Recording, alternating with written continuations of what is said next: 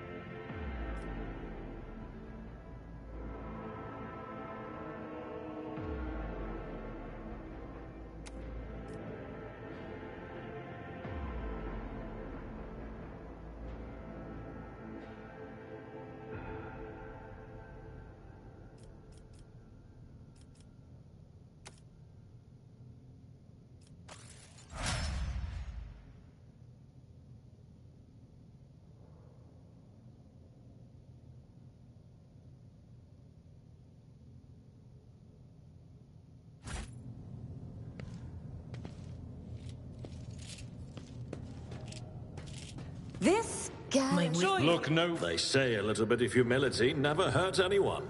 I help others better themselves by wholeheartedly humiliating them at every step. White. Bright, pure color. And it's all riddled with horrible veins that carry the poison of fear and pain throughout its body. Who are you? Why are you crying? If the witch is talking about the enemies of humanity who set upon this abode of noble navigators, then our weapons will soon dispel their wicked misery.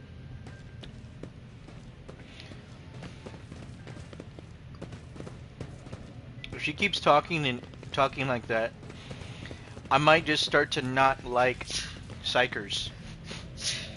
Bless you.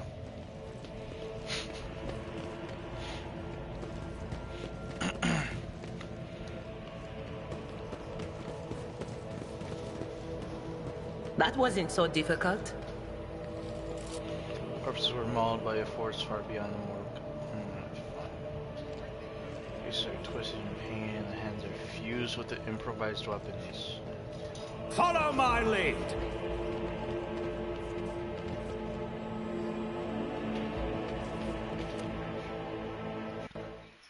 That's not what I want.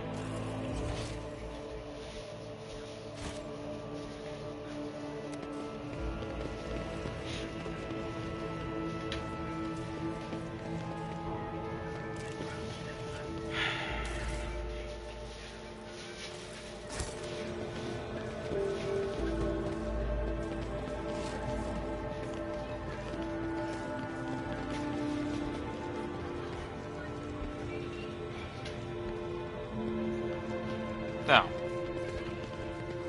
Excellence matters. I was gonna We need do to that investigate. I don't remember pausing. Would you look at that? Oh.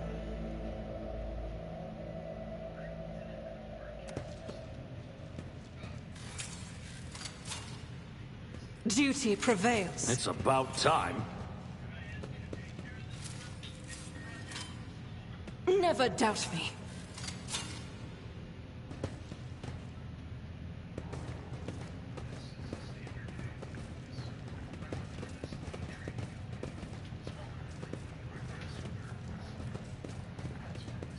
I rise to the occasion. Most of these unfortunate souls took their own lives by selecting their gods.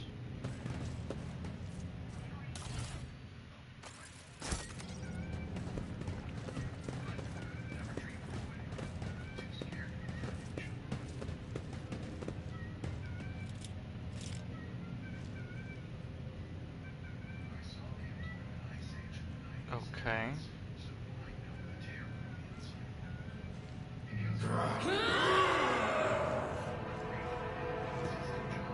I will heed your cries of mercy. For the Emperor!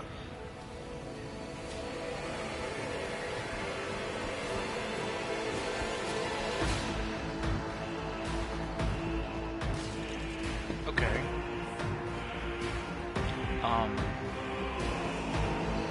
This isn't at all what I wanted or expected.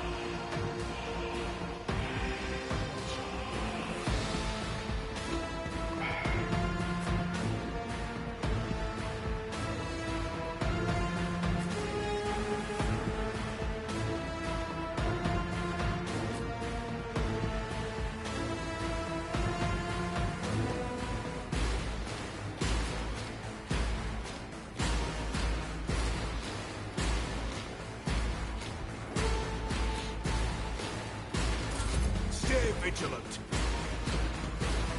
Verse 10. Weapon at the ready.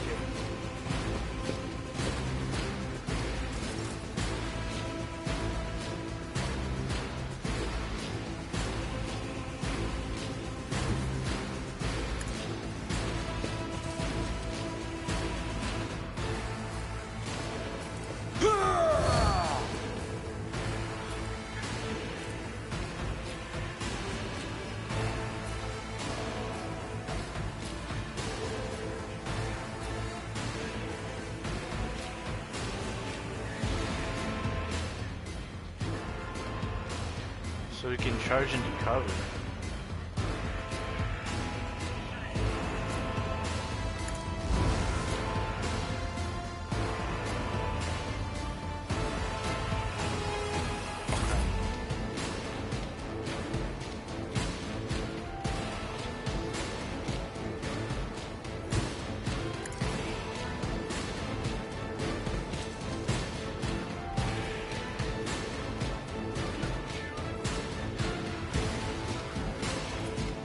I'll do it. Each strike is a prayer.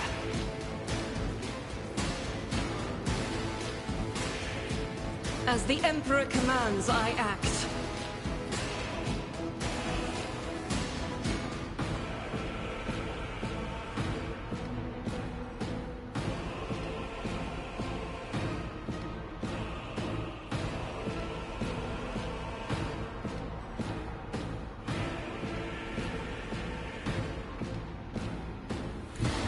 I will bathe this battlefield in righteous fury. I'll do it. She missed. What? Doubt is for the weak.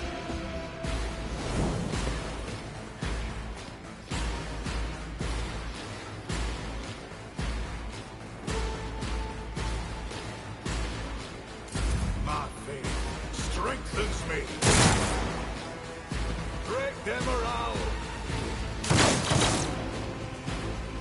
I must not falter.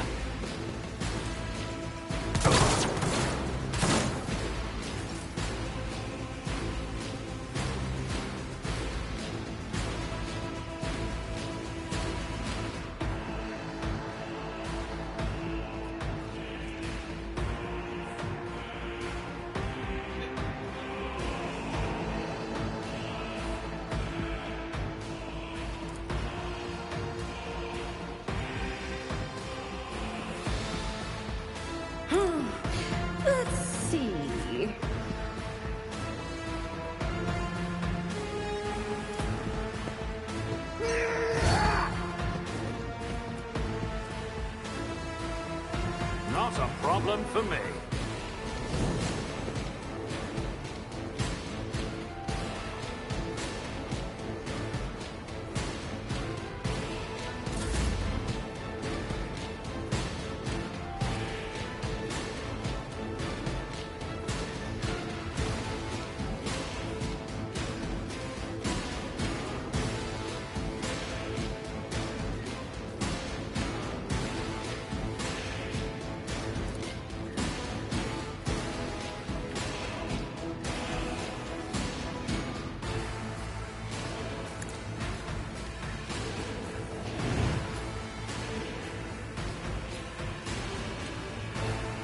Oh, he's dead. Fate claims! Another one. Perfect.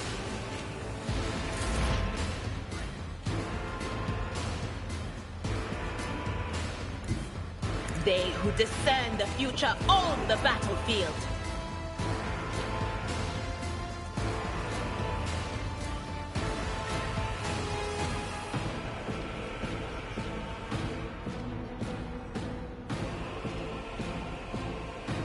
Not the Scryer's job. That is not my destiny. No can do. Not the Scryer's job.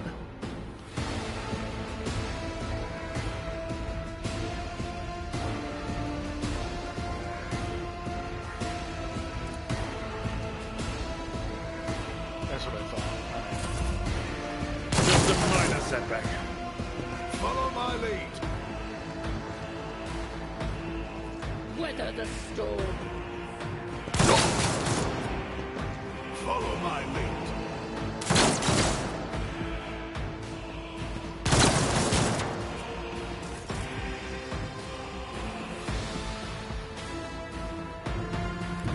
Forge ahead!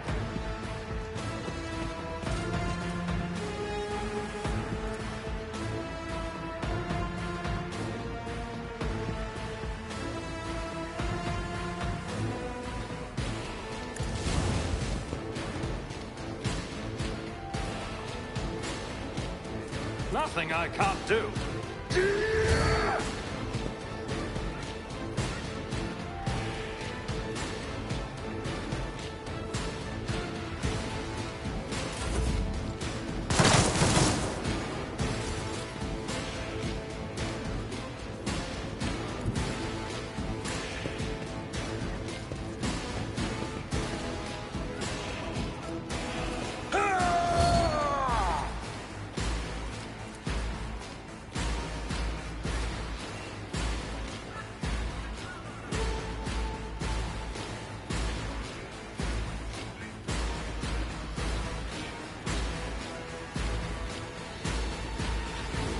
It will be done. Indeed. There we go. There's the command.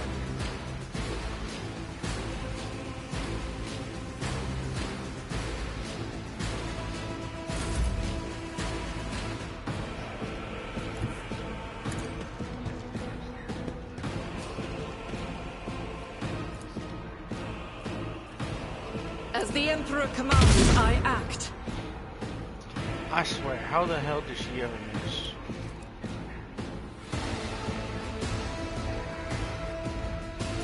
Stay vigilant. Weapon at the ready. Are you telling me I need to kill the Medicaid? My ears are ringing.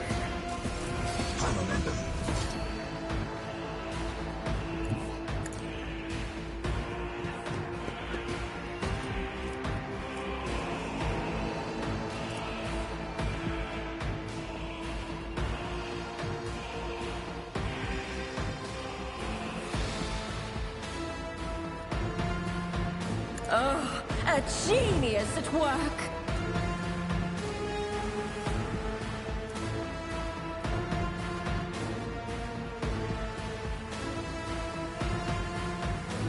Schemes within schemes. I'll do it.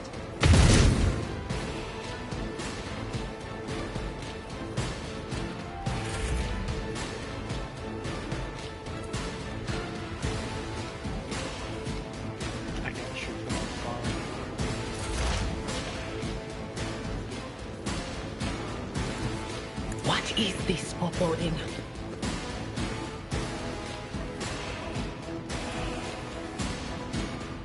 But of course. Heck yeah.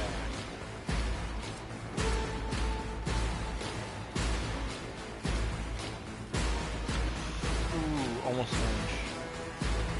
My faith strengthens me.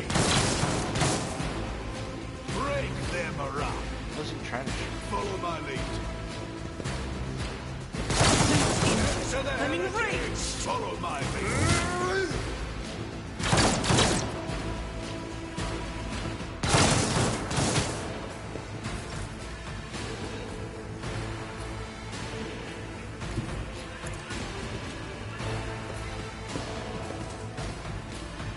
There's every reason to hate las guns. Already done. It's this.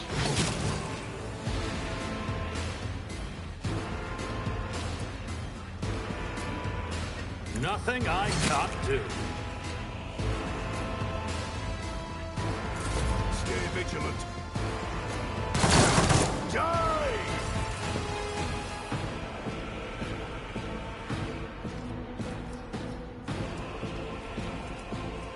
I will do my duty.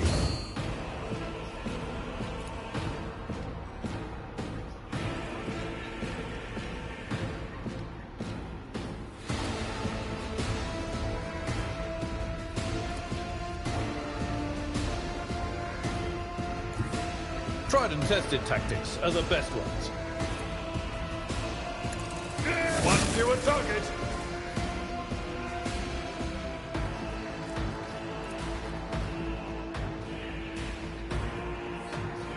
That's not the Seneschal's job.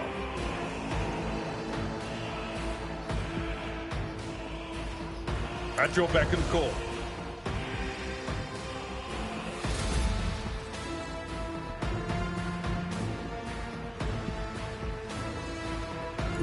The enemies of the Emperor will be undone. As the Emperor commands. Doubt is for the weak. God Emperor, move through me. Be the fire in my heart. Eradicated. There we go. I was gonna say that didn't outright.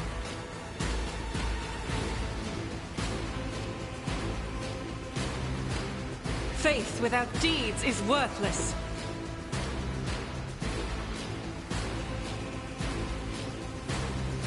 Better kill him. Enjoy your luck while you still draw breath.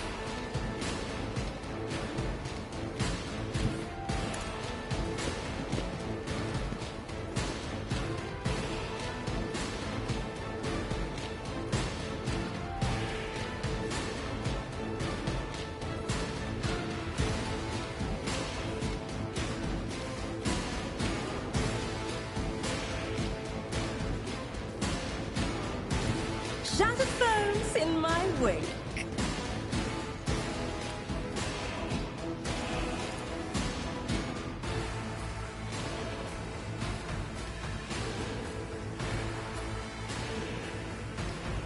Let's see.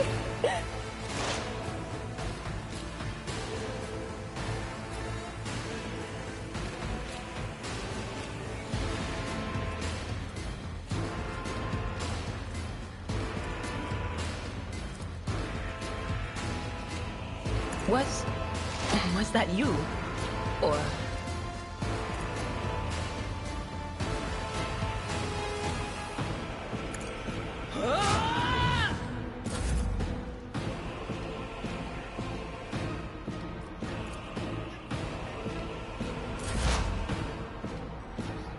Cover me!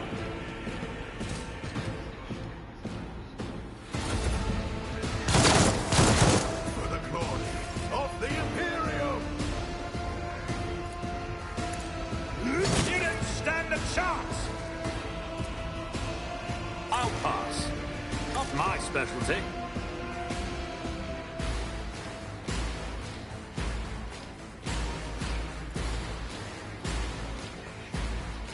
Not a problem for me.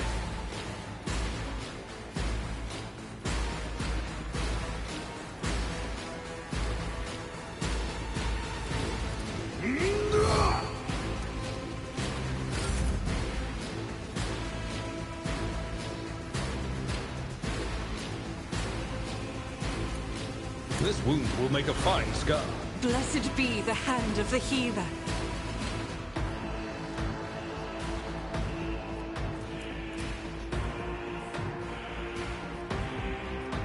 Victory is imminent. I took care of this one. A new challenge for me? Oh.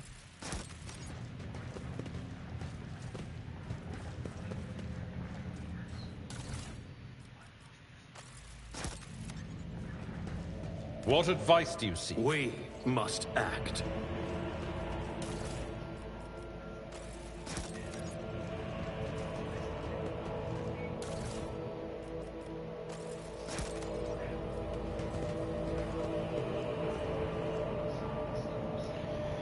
Libraries full of treatises. The most distinguished scholars of the Imperium, from Astro Militarum to Dictations, to Adeptus Mechanicus Genitors.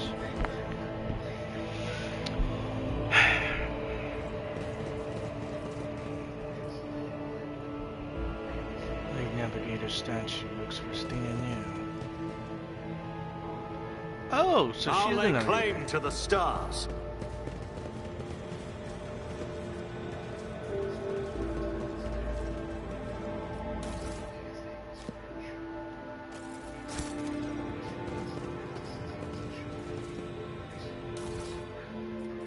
What's this? Oh.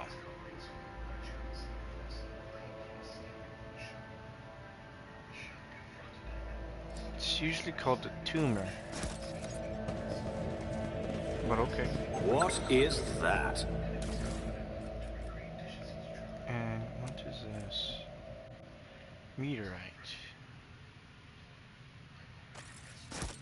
Okay. Grenades. Grenade.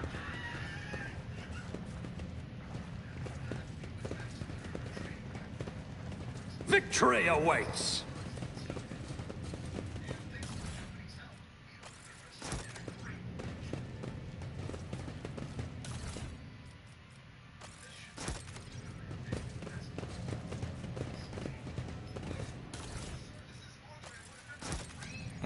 Okay.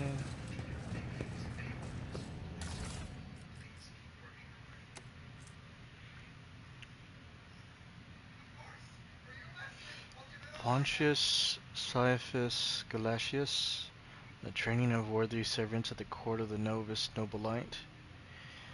Okay, a good major domo attempts to nurture only the finest of flowers in the garden that is their master's life. Therefore, new seeds for the garden must be weeded out with the utmost care, so that the garden's trees may yield the sweetest fruit. The lessons below will help you separate the precious seeds from the vile thorns to cultivate the perfect garden for any lady navigator.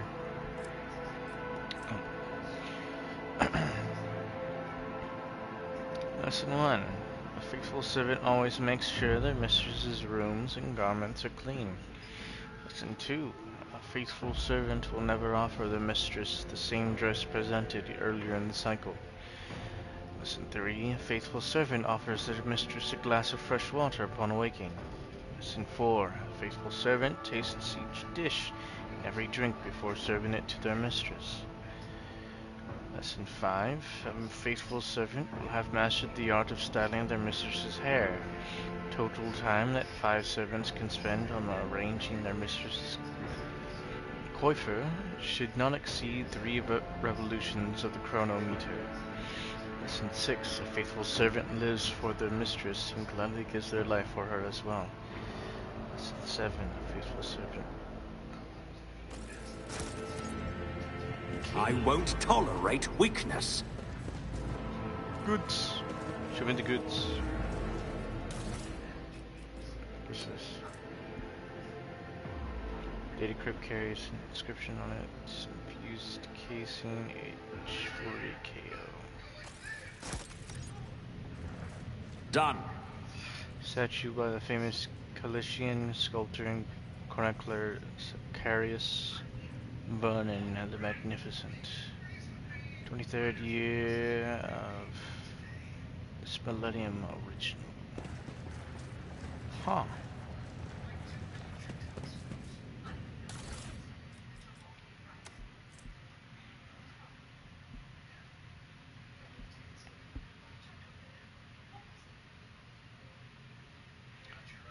Okay, I'm not gonna read that one. Oh, that's right.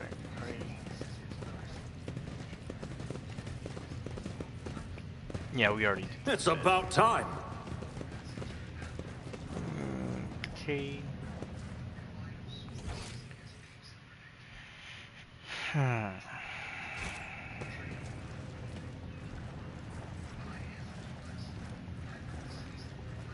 I want Something of interest.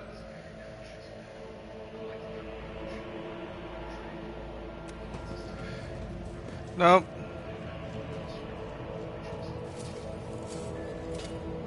The Emperor favors me today. Yes, he does. The crew continues to mourn Lady Theodora. I As fear do it I. may affect the performance of their duties in service of the Lord Captain. Let the people grieve.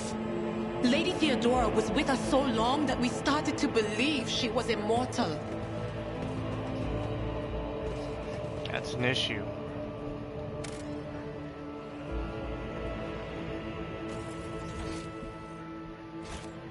A new challenge for me.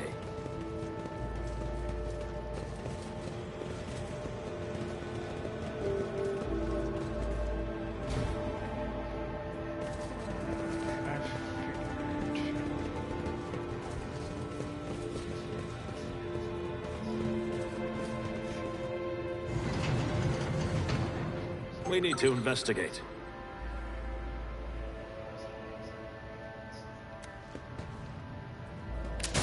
Why would you do that?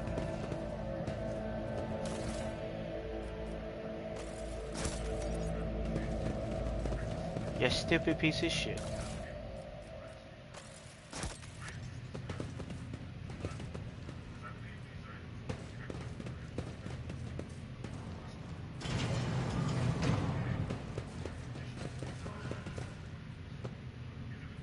Did you hear the screams? Move. Sir, are you alright? We can't hear anything. Oh, great.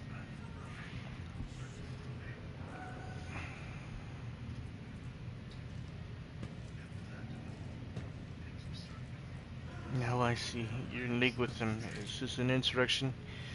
Yes, indeed. Death to the traitors. Ah, fun.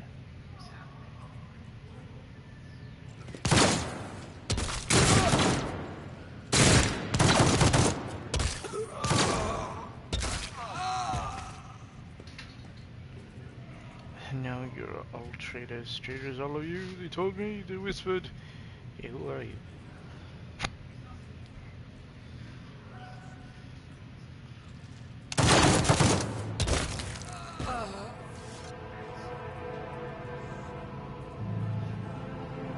None shall stand in my way.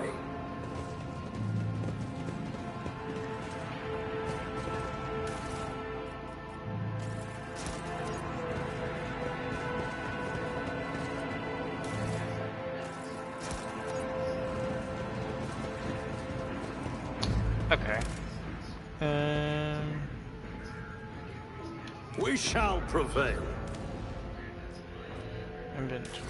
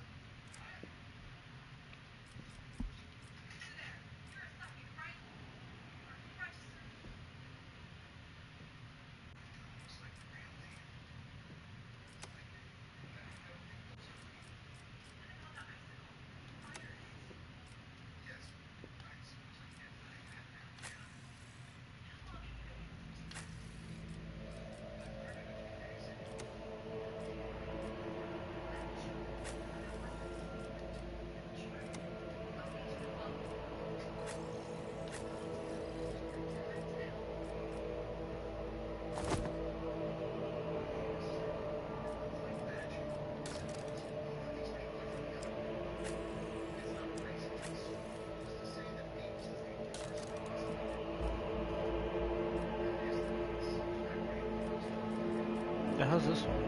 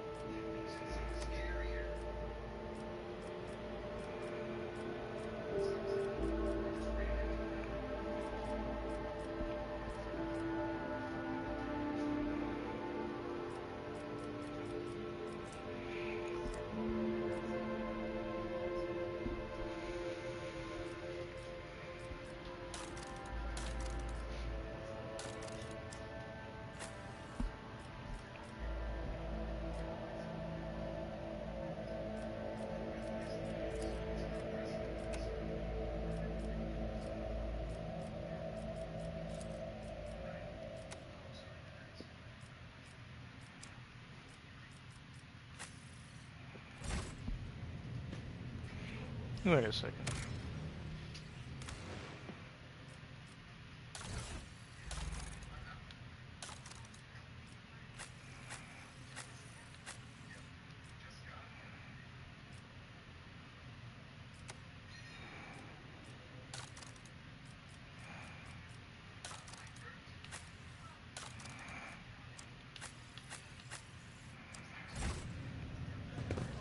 Follow my lead.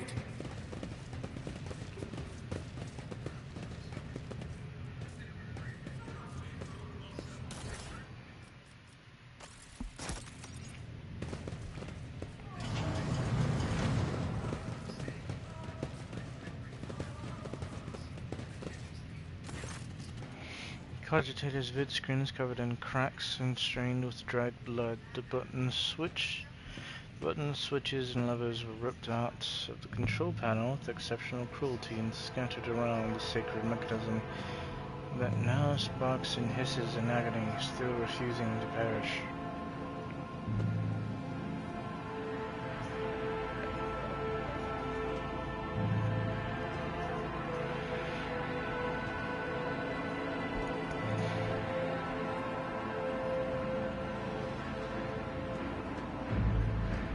Awaken the cogitator.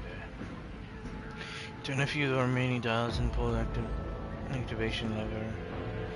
Cracked vid screen of the sacred engine flickers. The cogitators inside emit creaks and groans, and the lumens oscillate at random. It takes a while, but eventually the machine spirits do grant you access to the cogitator systems.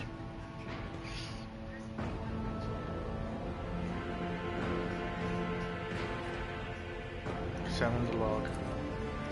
Archive data stored in the cogitator's local data crypt is partially corrupted, but you still manage access to the residual logs for examination. View box report 12AH890. You hear a voice. This is Officer A282. Do you copy? Several generators overheating on lower levels. Chambers A to D are unpowered. Tech Priest crew sent to investigate the problem is not responding. Requesting back. Officer's speech is interrupted by shouting and the recording abruptly ends. Officer H123 speaking. 207s have perished due to explosive decompression in the living quarters. Ooh, fun. Located traces of mechanical interference. The preliminary cause is officer sabotage. Crews 5, 6, and 9 are cut off from the main compartment. We have enough oxygen for 20 minutes. May the Emperor save our souls. Senior station officers, this is Captain speaking. We attempted to contact a winter scale scion for help, but something's jamming the signal. We've never received a reply and cannot be sure it was even sent in the first place. Rescue team is not coming. We're on our own, so remain vigilant. Anyone could be a traitor. You hear me? Anyone. If you're in doubt, shoot to kill. Polling box recordings are too badly distorted to make out even a single word.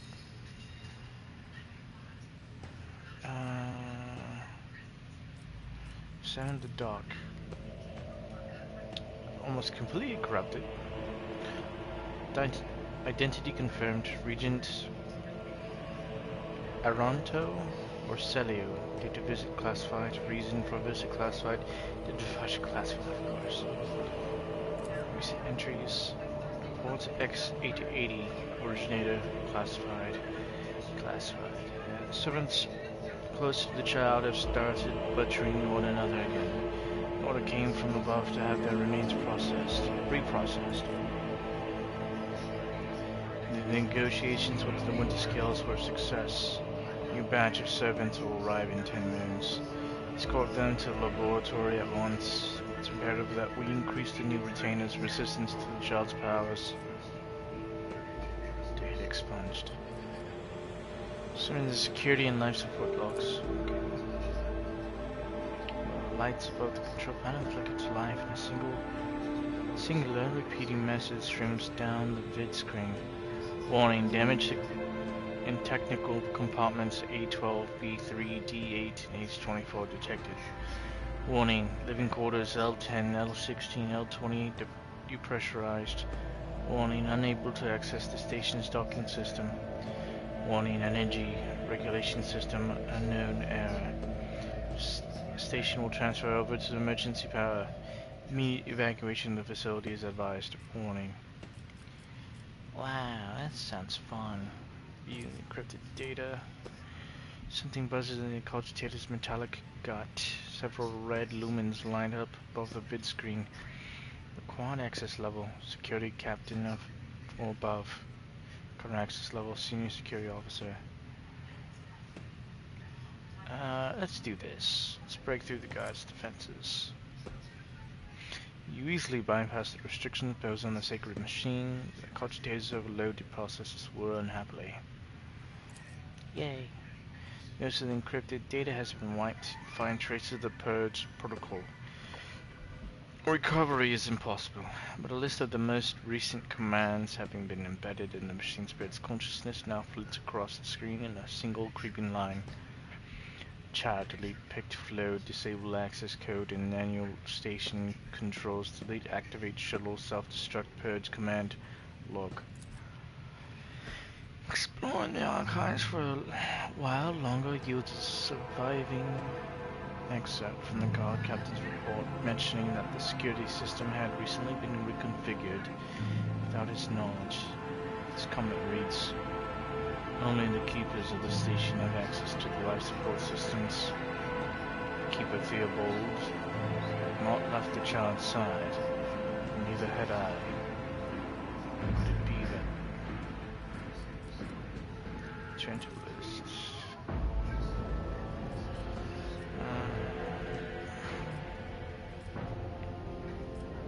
Main elevator controls. Few manipulations with the switches make you realize that the elevator chamber is blocked. Activate elevator. Pressing query. Confirmed. Okay. Clogs within the sacred mechanism slowly start turning with a grinding, clacking, tired mechanism. Spirits grant you access to the station control. Instance pass with cogitator. Doors. Spirits had fled the mechanical casket. Your assumption is incorrect as it fills with static just a few moments later. You can barely make out an inscription amidst the flow of rapidly changing symbols. Fuck.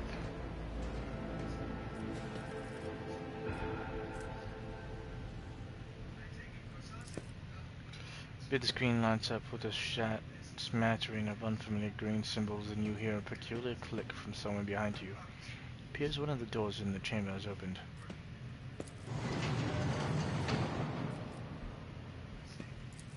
Data request. After a brief pause, the data appears on the vid screen. Villec Orselio, location main hall, status alive. Theobald Orselio, location upper chamber, status alive.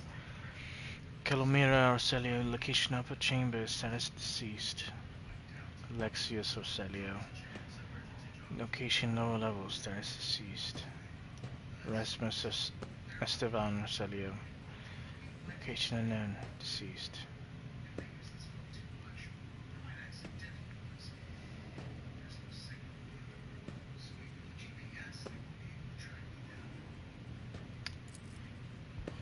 Child location of a chamber's biometric parameters, rapid heartbeat, elevated body temperature. Stress level exceeds the permissible limit. Status unknown error. Attention. Calming procedures advised. Attention. If a chamber is inaccessible, the control rod is not present. Rod has been misplaced. Immediately contact the station keeper of the Navis Laboratorium custodian.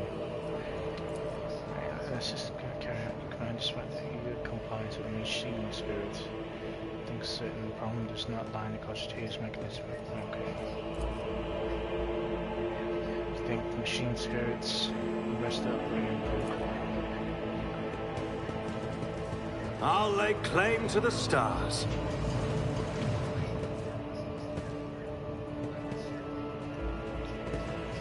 So much. Yeah, whatever.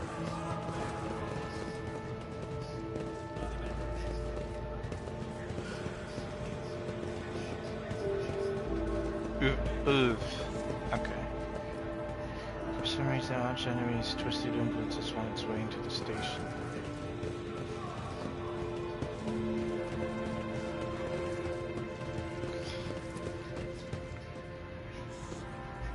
I did fine.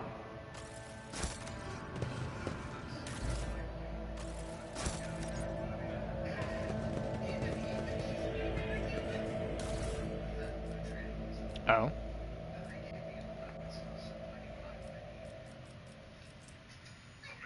Fire grenade.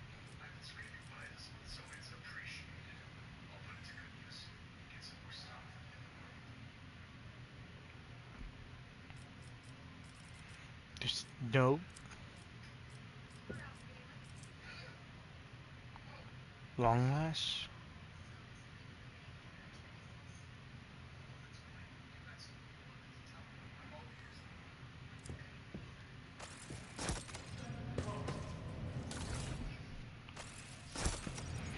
Victory awaits.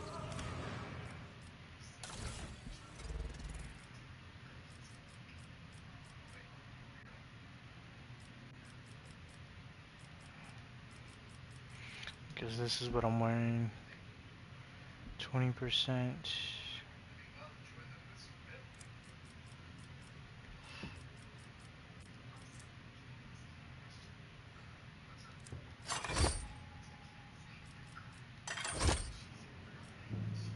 So that's the difference, lighting.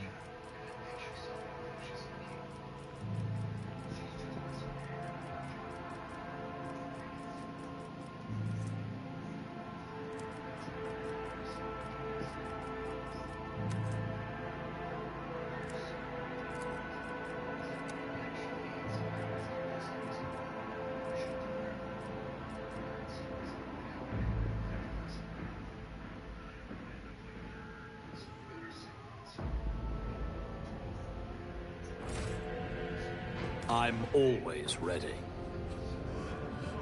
A new challenge for me?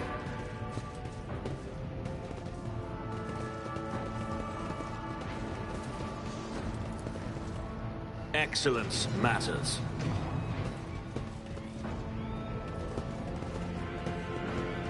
Done.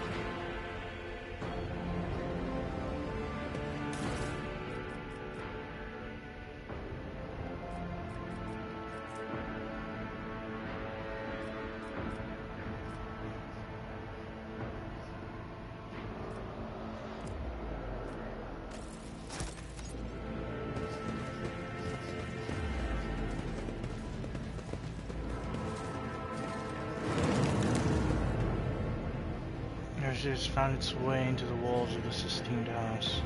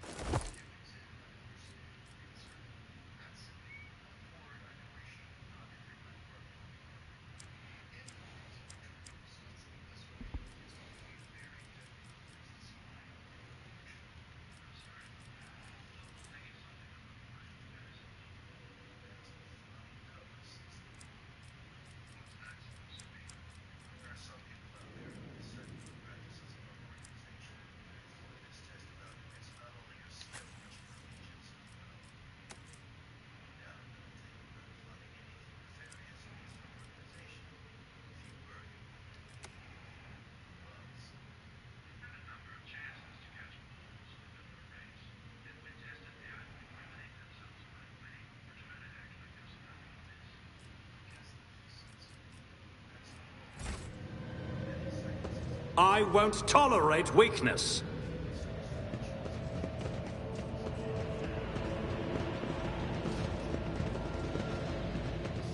I tire of idleness. Let's move.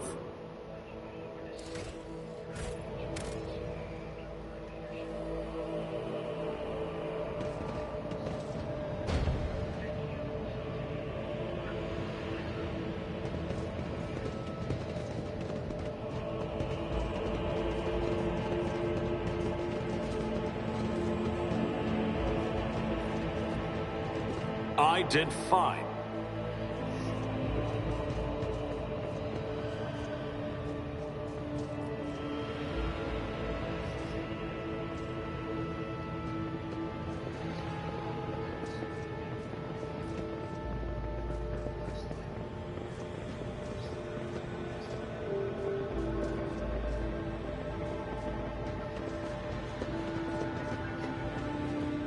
None shall stand in my way.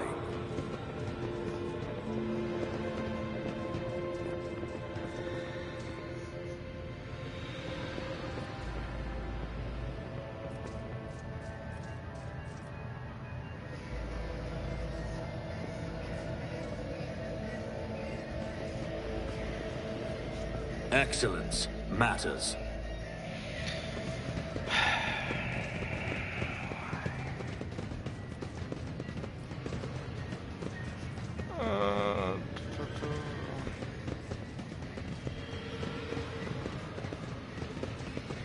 Oh, wait.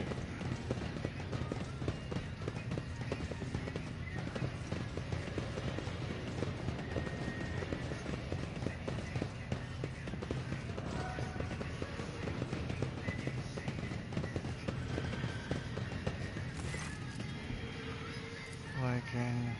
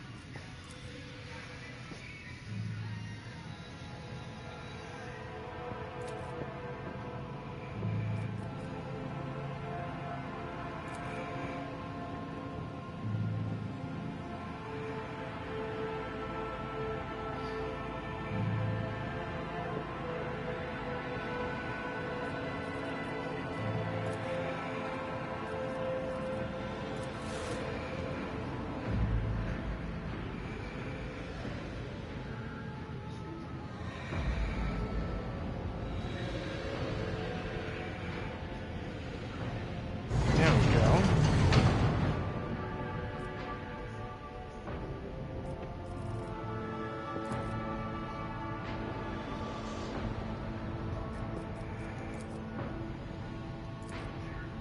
I'll lay claim to the stars.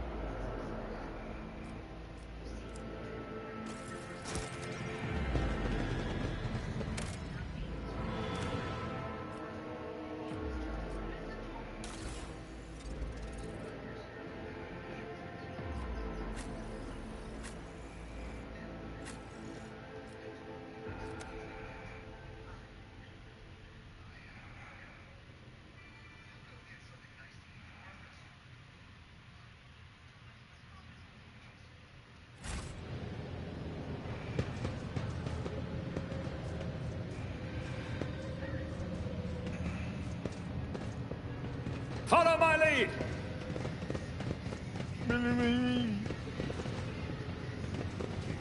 This ocular implant was a worthwhile investment.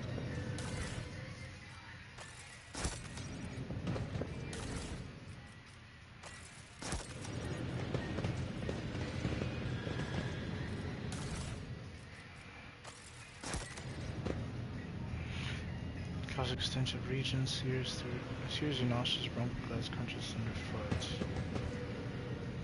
Somebody wanted to destroy the laboratory or find something.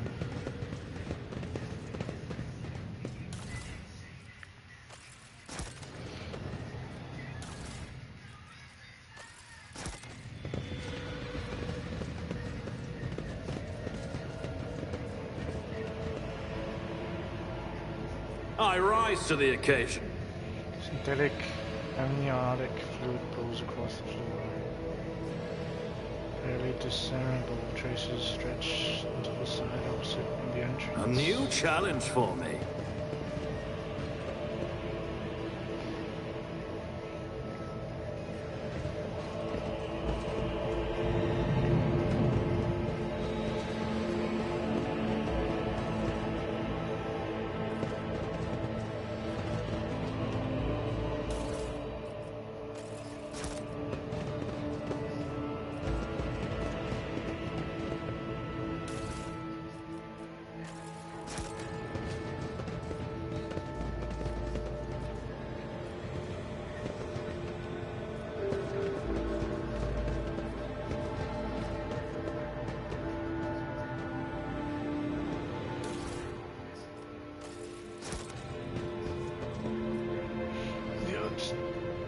Their minds, please don't kill me.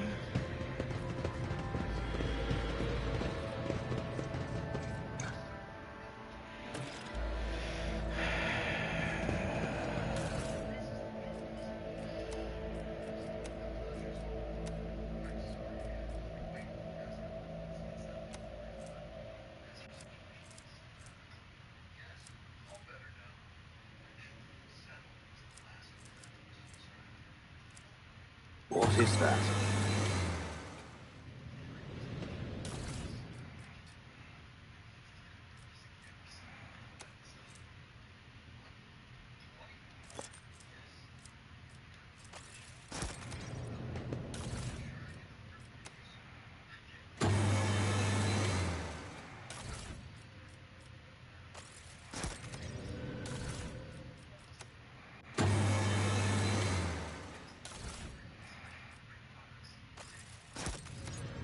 It's about time!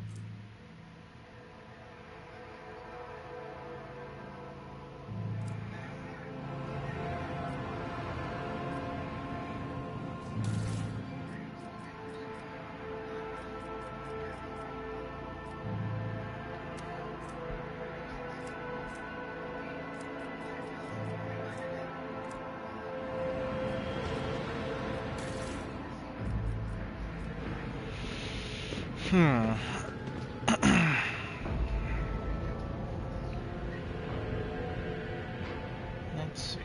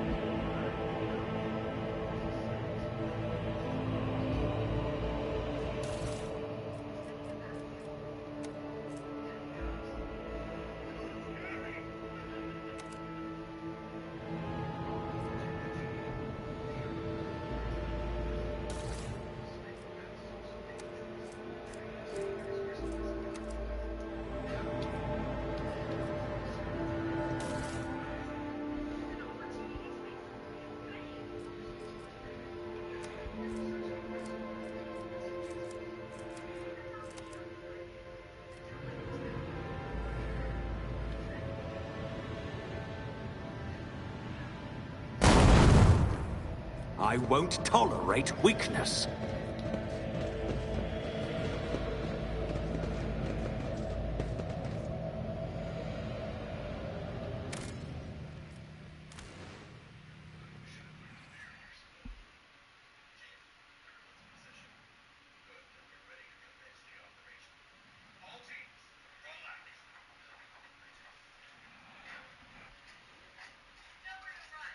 I didn't like that.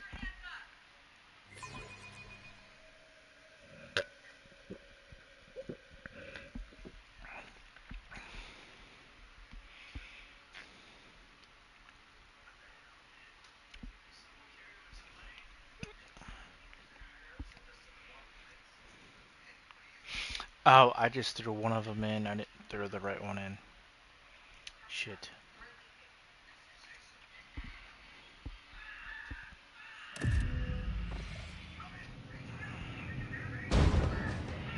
None shall stand in my way.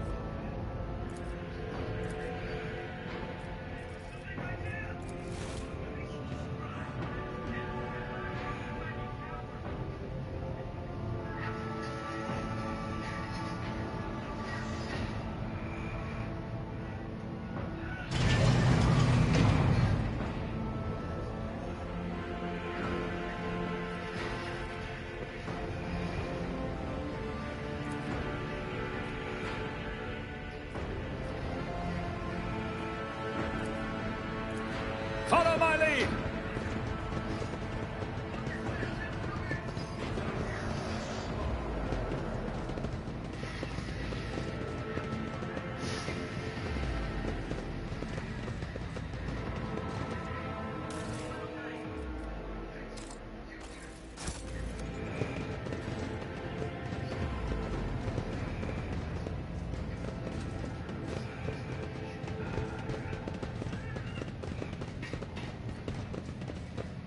Something of interest.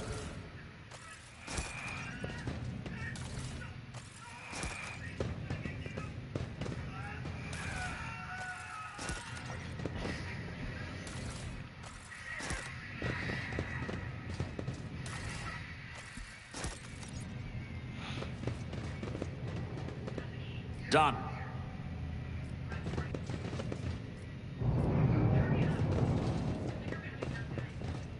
A new challenge for me?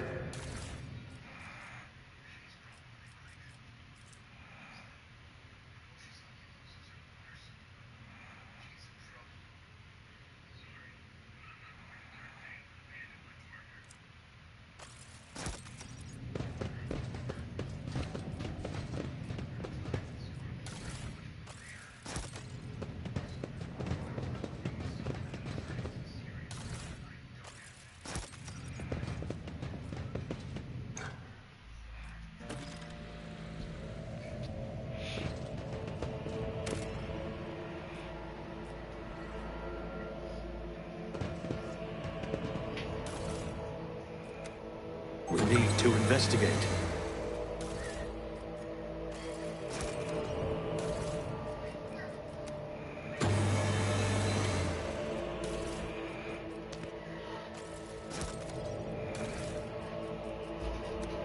I'll do this later. I'll lay claim to the stars.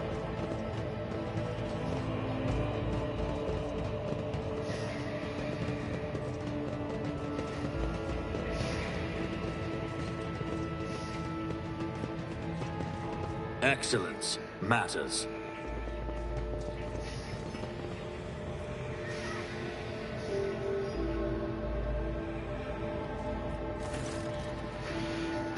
Celio looks a little better. His tangled hair is now neatly braided. His wounds are tightly bandaged. There's some healthy color under the scales on his cheeks. He dealt with the threat and powered the elevator. Well done. Trust you brought the activation rod as well. Remember, every second of hesitation may cost my mistress her life.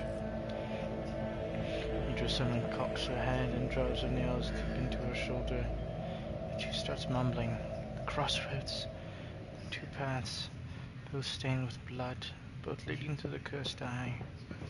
They all wear masks, so poor and flimsy, they fall at the slightest touch. One hiding a blind man, another a traitor.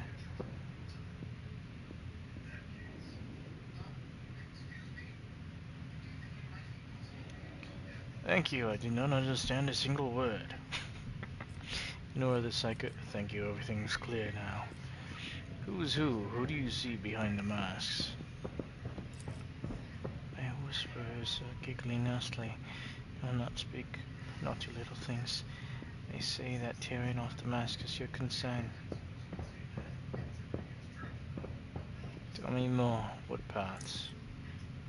I cannot say. One is paved with blind faith, the other with hatred and treachery. Both lead to tragedy. You simply have to decide what kind of tragedy you like the most. Okay, Adrian nods tiredly and glances at Felix out of the corner of her eye. The station has enough problems without your sorcery, psycho. You look away as he giraffe and looks at you.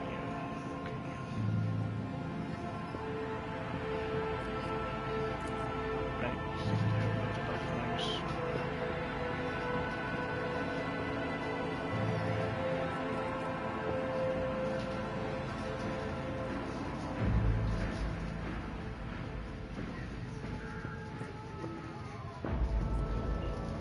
Who's the Chad mentioned in the documents reports found on the station?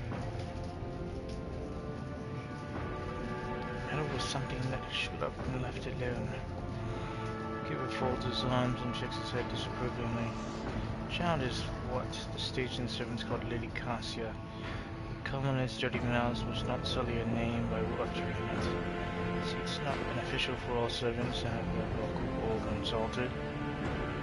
Some prove to be more useful when they're so able to speak. Sims alone cannot be blamed for what happened on the station. Most corpses I discovered were either unarmed or feeble.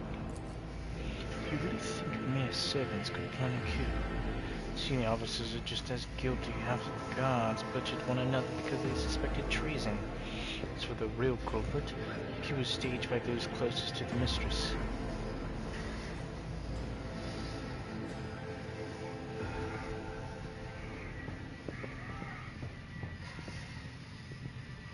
Destroying the shuttles, shutting off the power and disabling the security systems. Many things require special access. Access available only to the keeper of the station. As I'm sure you are aware, there were two keepers of the station. Your guess is absolutely correct. Theobald or Celio, the demented old man obsessed with Lady Cassia and her power, also the one to blame for the woes that have befallen Uric 5. A noble line.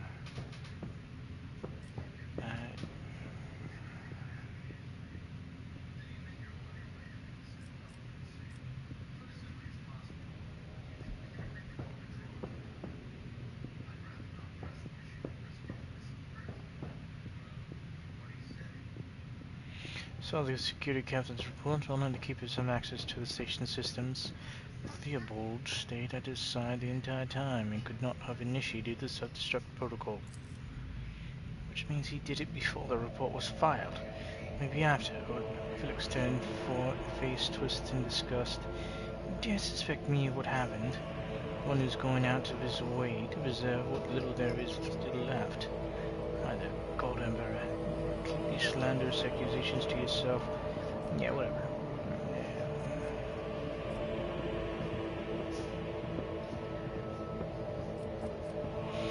Listened to a recording of a private conversation between the station's officers. Very Lenny told them, purposefully neglecting the security protocols. I was lenient. a steep price for it. Just look at the destruction around us. The insurgents have left almost nothing of my home. Keeper spits out the last few words with particular bitterness. Bad men I fought were convinced that we were the traitors. That's why they are insane. You really heed the ramblings of retainers who dare to raise their hand against the scions of noble bloodline.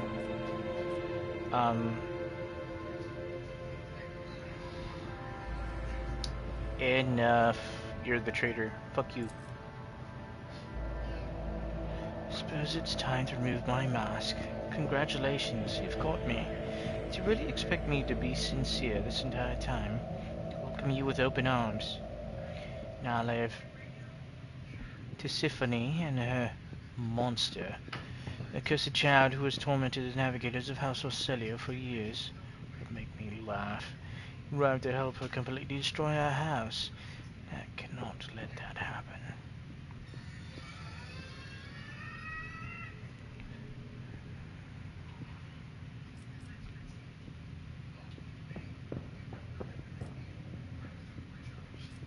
I feel like you are obviously quite mistaken. I came here to get myself a navigator. Nothing more.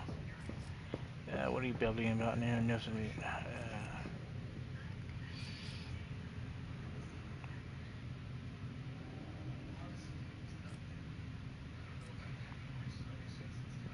Babbling about. I know nothing of this symphony or monsters of any kind. You do not. Right, okay, so accept my sincere apologies for the deception.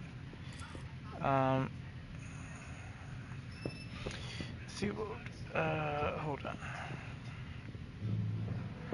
Do not feel it hesitates quite a while. In that case, accept my sincere apology for the deception and my early behavior. No intention of making an enemy of Bon Valencia's heir, nor destroying the station that served as my home for many years. There left me no choice. You cannot even imagine what monster lurks in the upper chambers. An evil plague, pestilence on our bloodline that seeks to destroy our Orcelio from within. Theobald and his followers, just mindless fanatics serving this evil Lady Cassius of Scion of merciless tyrant. It is not her relation to Tisiphone that is terrifying. She's a monster whose powers drive servants insane in mere turns. Cursed child. Can kill a navigator from the Orcelio bloodline with just look. I then managed to get close enough to her over the years. She loved her God and trusted me. At long last I rid my house of this curse. It's the truth.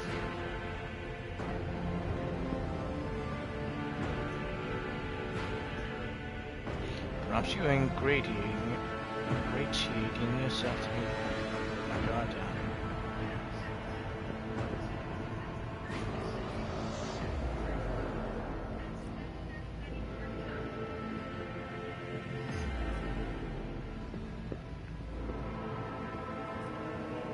Seems like yet another lie. Tell me, do you ever speak the truth?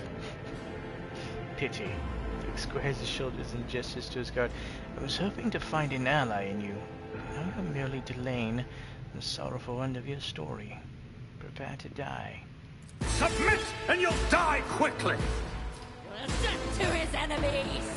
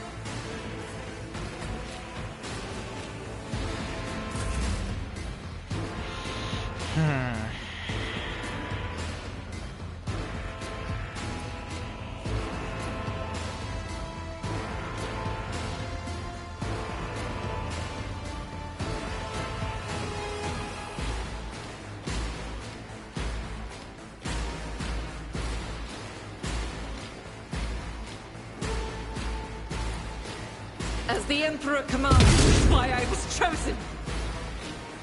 Nice. I like that 12. I'll do it.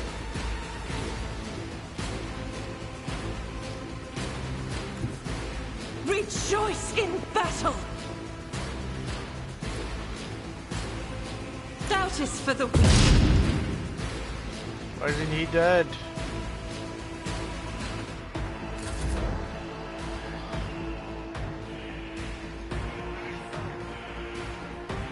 I'm busy right now. Cheer.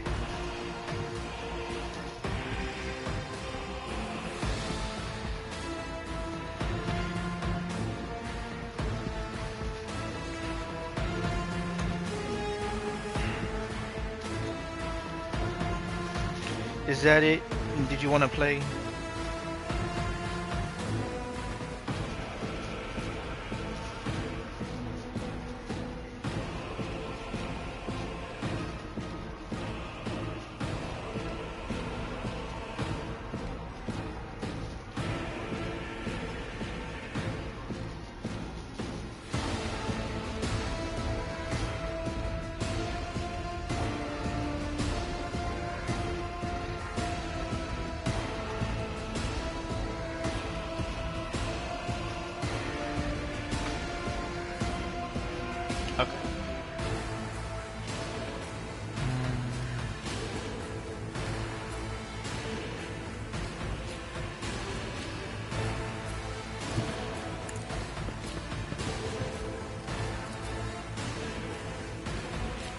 Will do. There we go. I'm not so sure. What do you mean?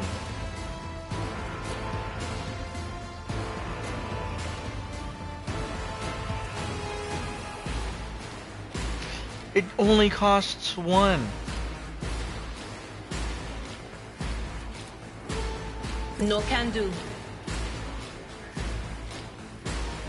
No can do.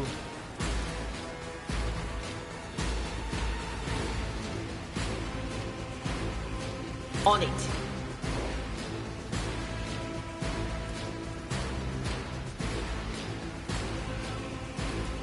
Shush you.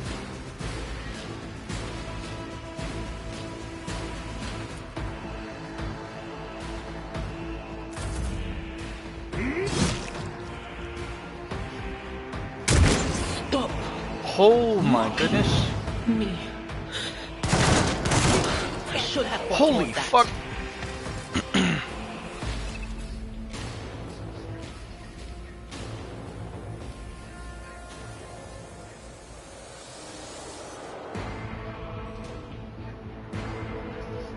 I do have a medikit, okay.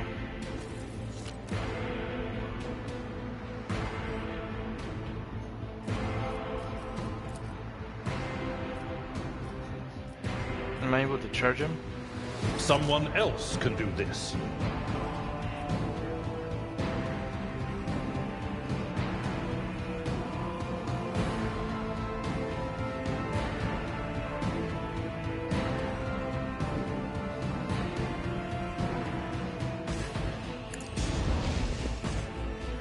Oh, that's bullshit.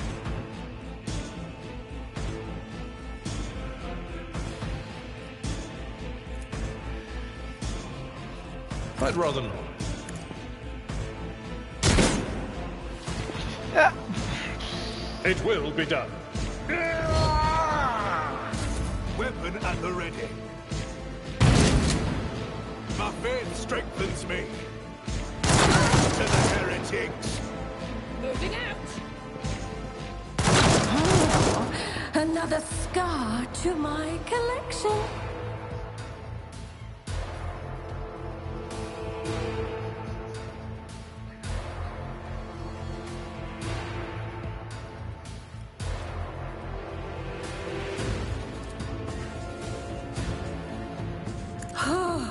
A wicked thought.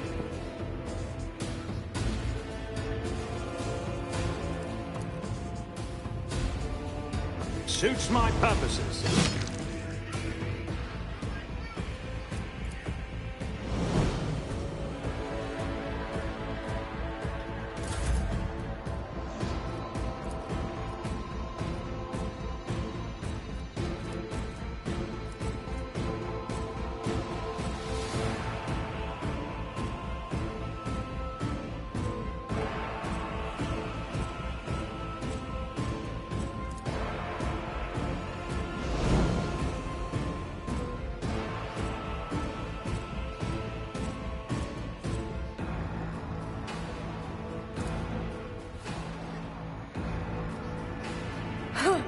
Let's see.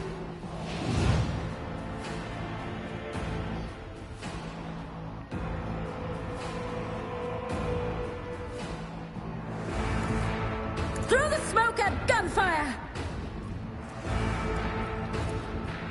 Scheme, you are marked for demise!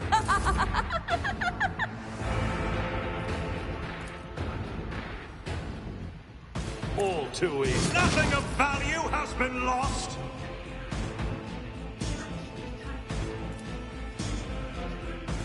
Already done.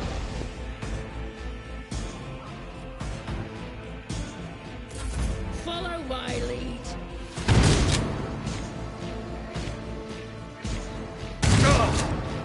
Pain and duty go hand in hand. Break them around. Oh, fuck you. Whispers call to me. Farewell.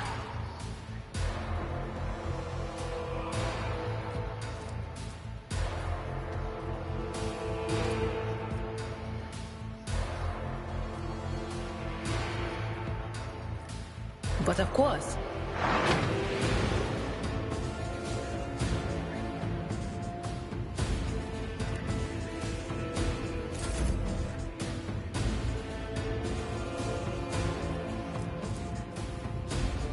Indeed.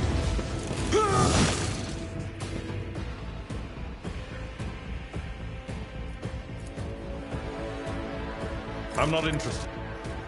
It will be done. Follow my lead.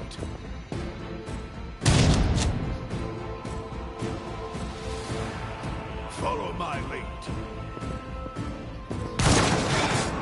Just a minor setback. Brace yourself, Avalanche.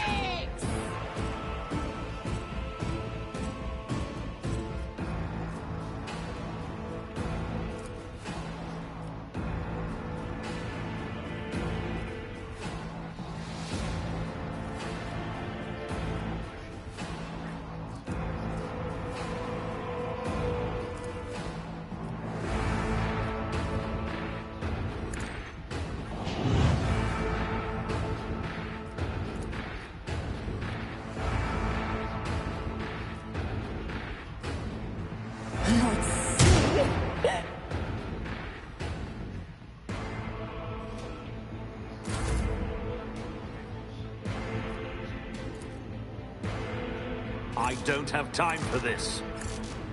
I'll pass. Not my specialty. You're fucking kidding me. Absolutely not. My tactics are flawless. Get a hold of yourself. thank you.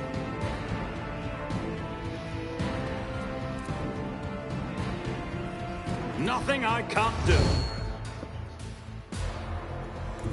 Never wavered in the face of adversity. I'll pass. Can I fall back now?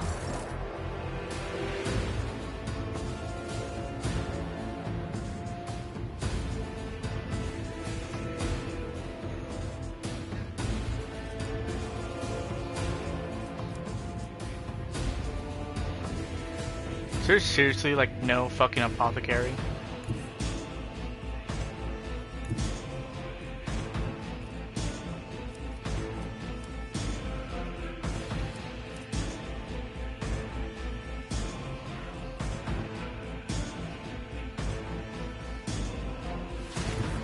There is movement in the Empyrean. What? Be gone!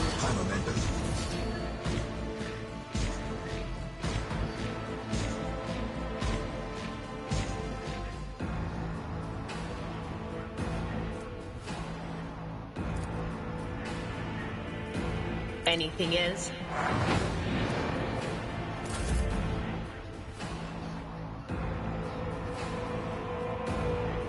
A tactically sound approach.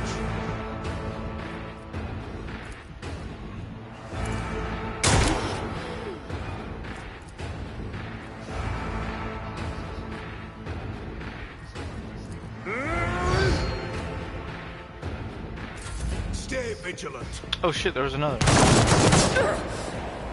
Fuck off.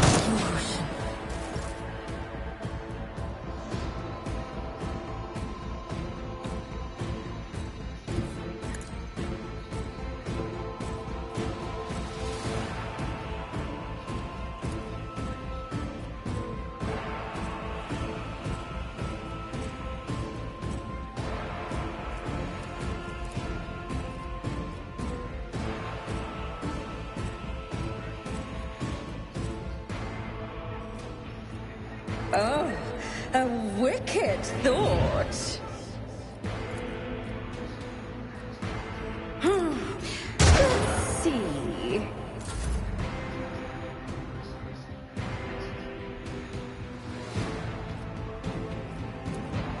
Suits my purposes.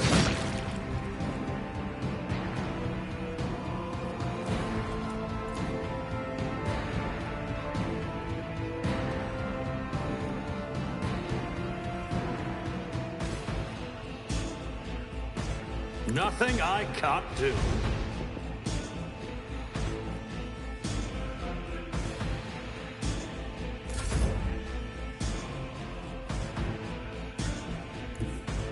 They who discern the future on the battlefield. Not yet. Not yet.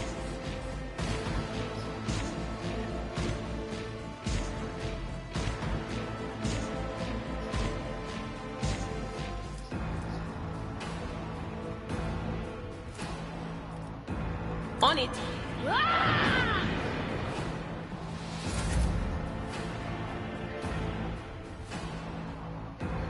Follow my lead.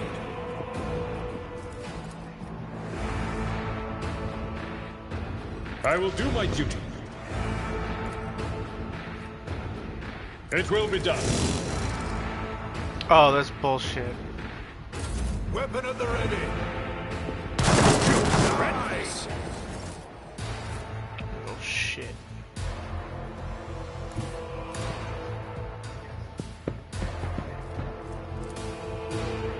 Already done.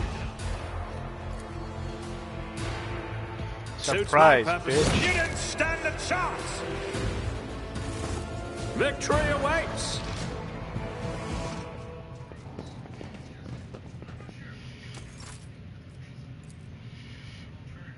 Need a little morale boost? Injuries will not slow me.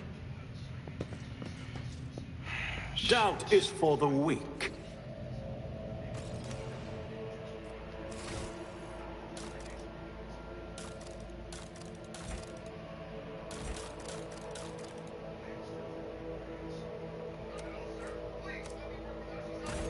We must act.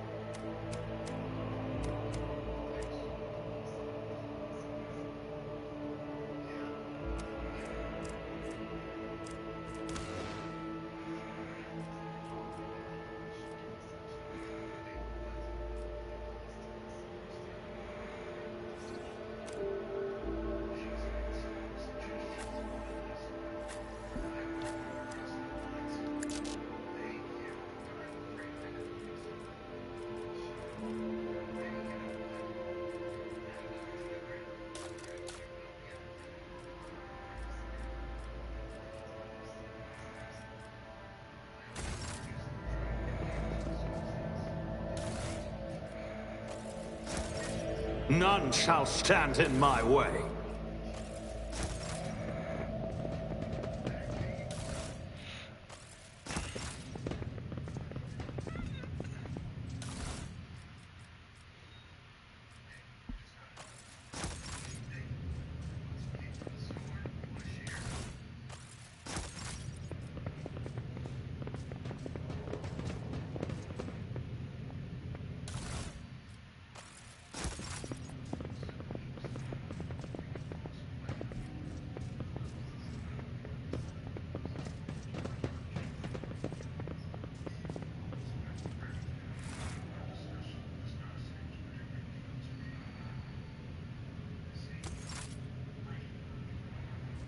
We shall prevail.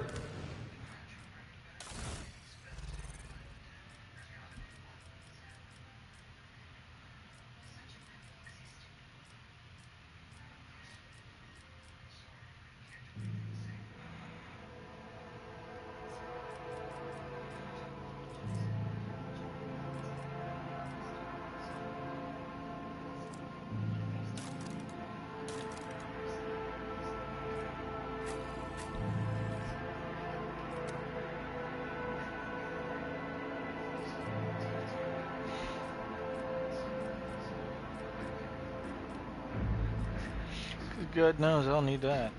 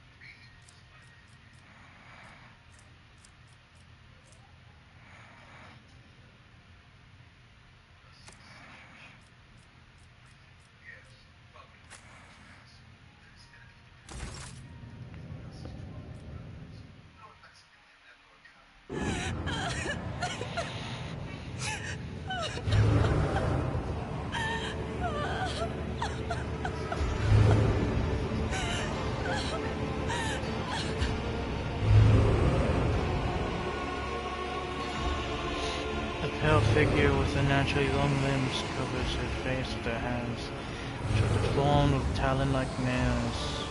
Deathly pale face is coated with blood that continually streams from its scarlet misted eyes.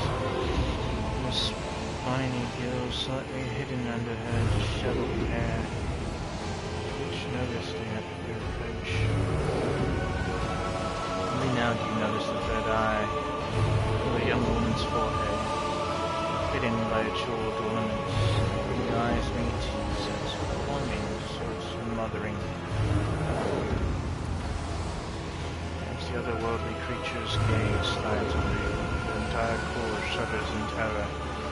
Flashes of past war nightmares re-emerge from the shadows of your memory, paralyzing you. Gasp for air and terror, drowning under a crashing wave of pain. Not catch your breath, but tears burn on your cheeks. Why is this happening? Why is it happening to you? You feel so numb, with so much pain. These feelings even belong to you. Nidra emits it in between a moan and a drawn-up whimper. However, So my own little pals went bad enough. This one's barging into my head.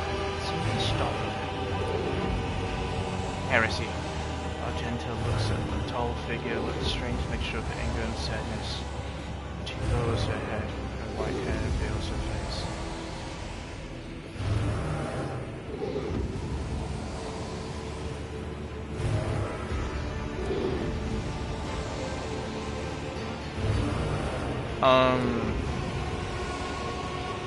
Wound her? No, persuade her. Lady Cassia, I'm here to help you. Please calm yourself.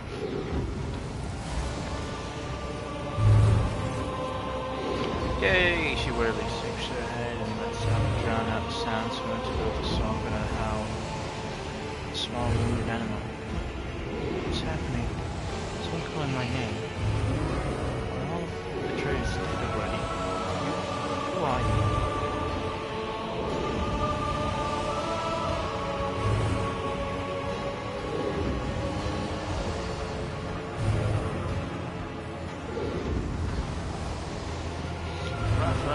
Roxas von Valencius. It's a pleasure to make your acquaintance. He settles over her feature and she nods at me cautiously. Pardon my manners, Reverend Roxas. I expect to meet such a gracious acquaintance in such a time of this world of our house. This is fate. Theobald Orselio, the heavy-set man who has been kneeling nearby ever since the first hours. His eyes swollen from crying, dart desperately around the room as though the veil of ignorance has just been ripped away from him. Child, Cassia, are you secret child? Stop with Sir. Despite his venerable age, the navigator leaps up and rushes to the emblem inside. You. Man shifts, revealing his face to you. Thread of jet-like veins in his bulging, milky eyes bear a striking resemblance to those of a dead fish. Sickly sweet scent assaults your nostrils as if the old man's flesh is rotting inside his decaying husk. My eyes fail me. We are unable to make you out as either enemy or ally.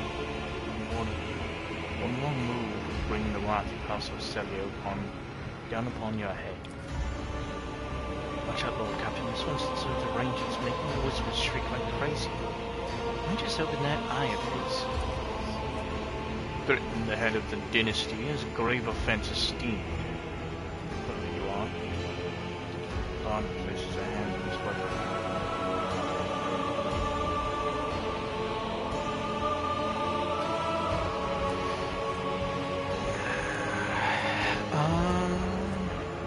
Comments.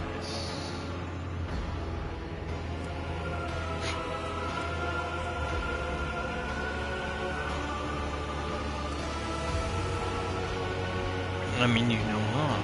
I came to seek the navigator's aid. I trust that you do not look like pirates come covered in the riches of a wrecked station, like scoundrels and pathetic servants. So who are you?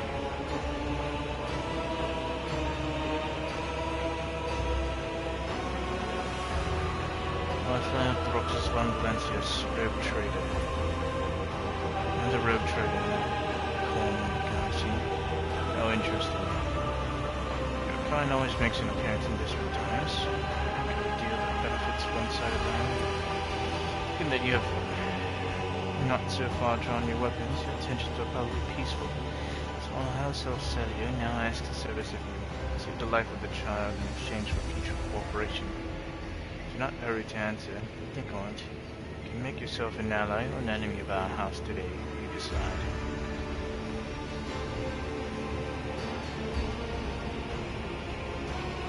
Where's the coast? The ministry. Curse. I don't understand the sake of gift given to our child.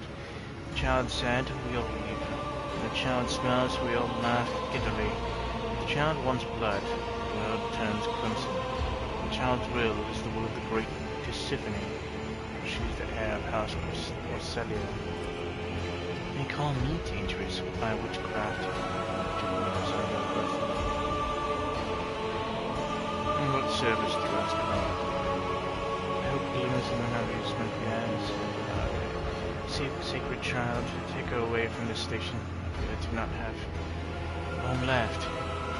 Bluish red folds trickles down the old man's cheek and wipes the irritated blood. Bluish clean away with the sleeve. Strange burns covering his flesh under his clothing. His move must be causing him unbearable pain. Shove the child into the sacred regions of return.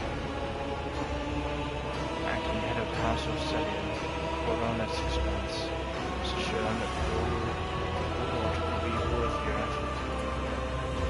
I never came here for an effort, but everything we've seen, I've got some reservation in this girl. Gentle looks cast painful furrow, tears on her brow. Such a fragile thing with such a heavy burden upon her shoulders.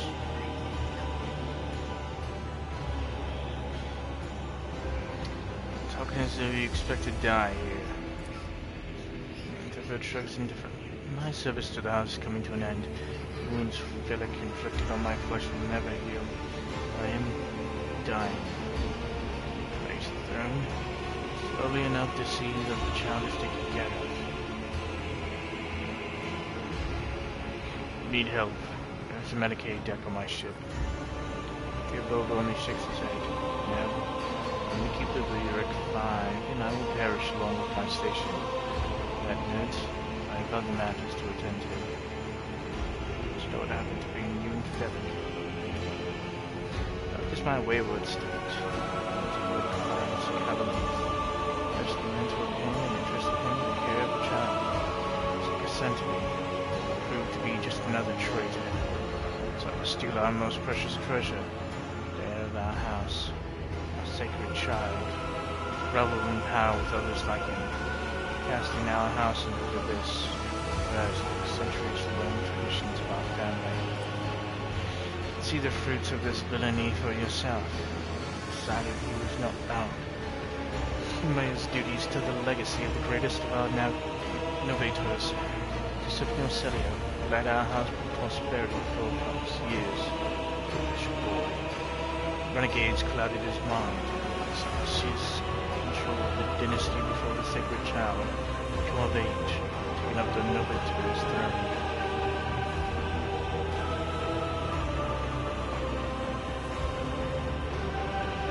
Lose control of your own station. Not trust my errors in my face. I'm twice your age, and twice as wise. Take my advice. Trust no one but yourself and the Emperor.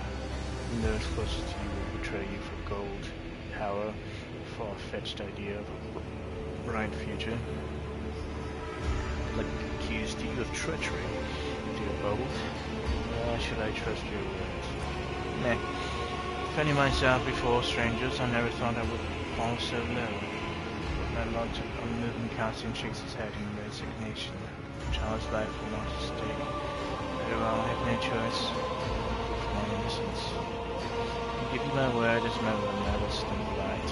Honest word of an honorable man counts for anything with you. Regarded this station against calamity and incursions from without to the best of my ability. Whilst the wardens strictly observe security protocols, the person selected every servant, faithfully protecting the child during the period. I believe I've made my decision. If that's so, please share your thoughts.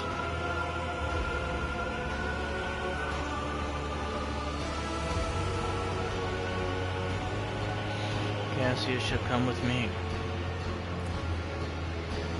Good, that's good. Old man never licks his lips. Don't allow us to say our proper farewells.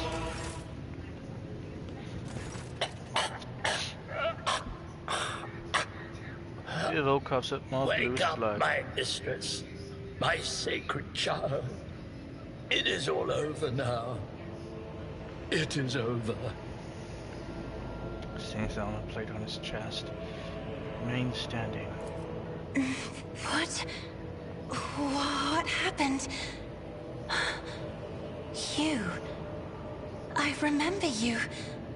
Have you come to save us? Child, please, listen to me very carefully. one last time.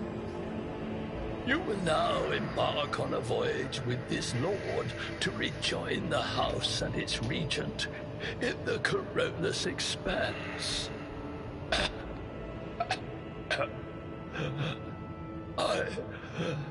I will not be able to accompany you on this journey.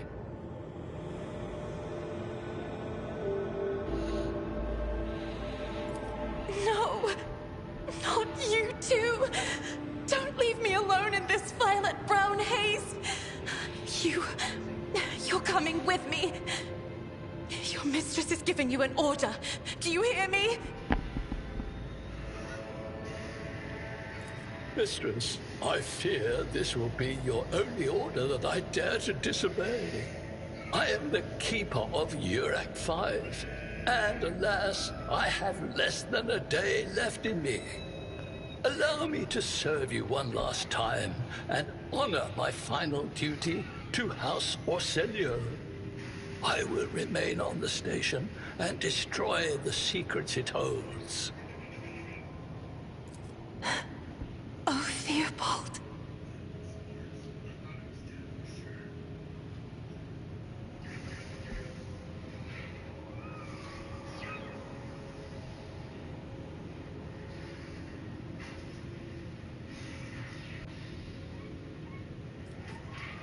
Forgive the urgency, but we should leave the station immediately. Systems are unstable and may fail at any moment. But this is my home. Please, child, do not be stubborn. Remember your duty to the house, and let those thoughts bring you strength. What are you going to do to me?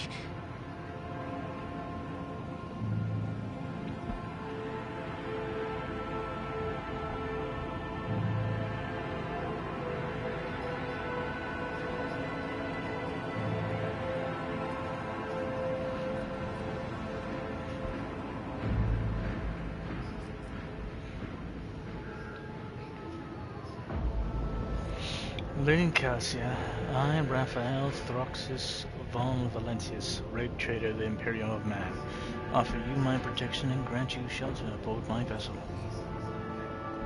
Do not fear what is to come, child. You are ready to guide any vessel. I know this because I taught you myself. And it is difficult to imagine more worthy company than a rogue trader.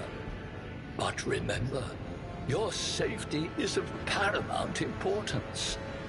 Get to the Great Regent and fulfill your destiny. I beg your pardon, but what about my servants? Urak 5 is still full of people loyal to House Orselio.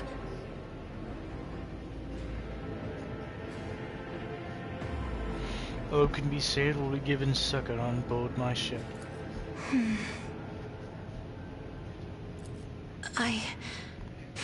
As a Lady Navigator of House Orselio, I accept your gracious offer of protection.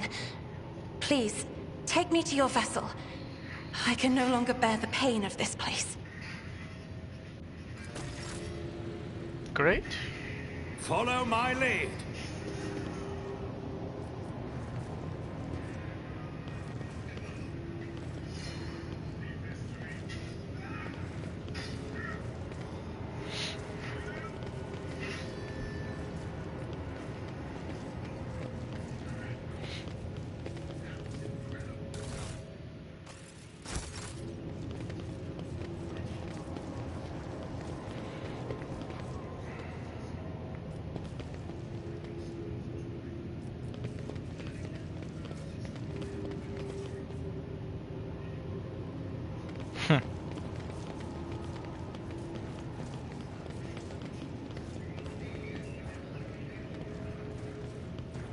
I tire of idleness. Let's move.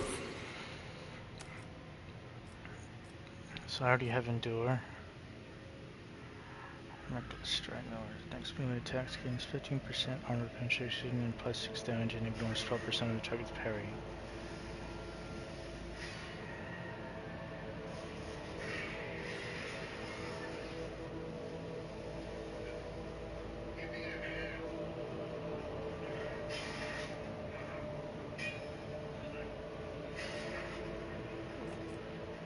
Sure.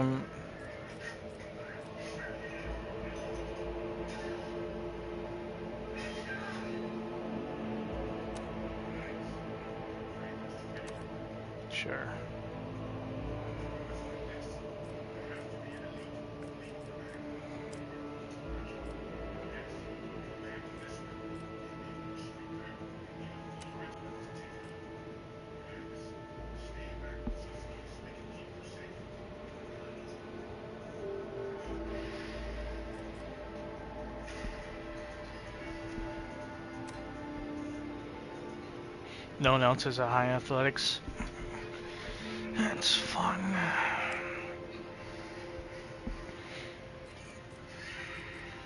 Cohesion. 50 athletics. Cruise 40.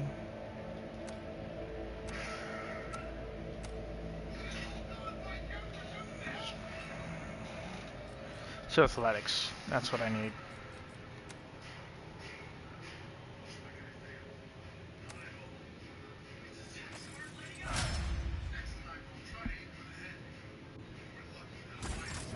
I'm always ready. Your seneschal is always there for you.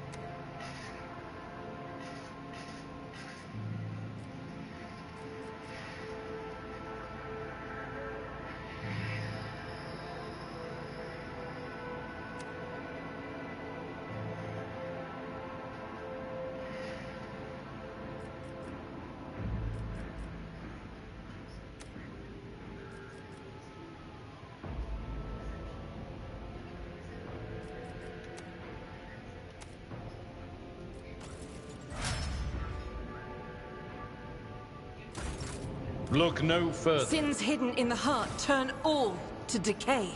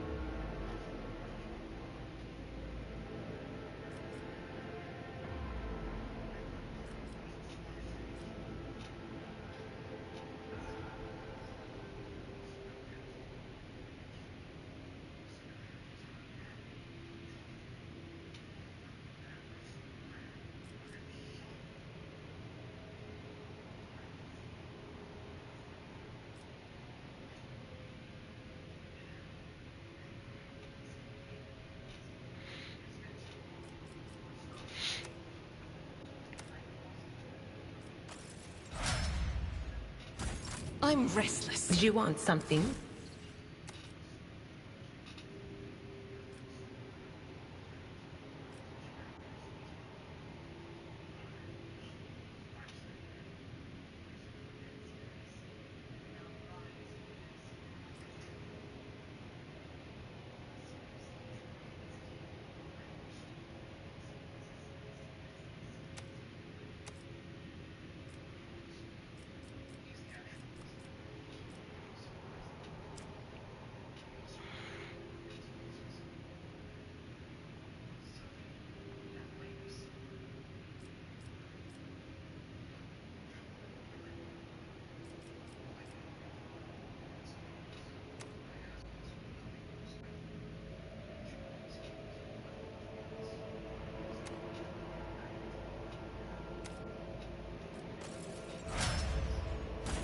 should I divine on? In the shadows of the Imperium's ignorance, my genius blossoms. Oh, how they fear the brilliance that eludes their narrow vision.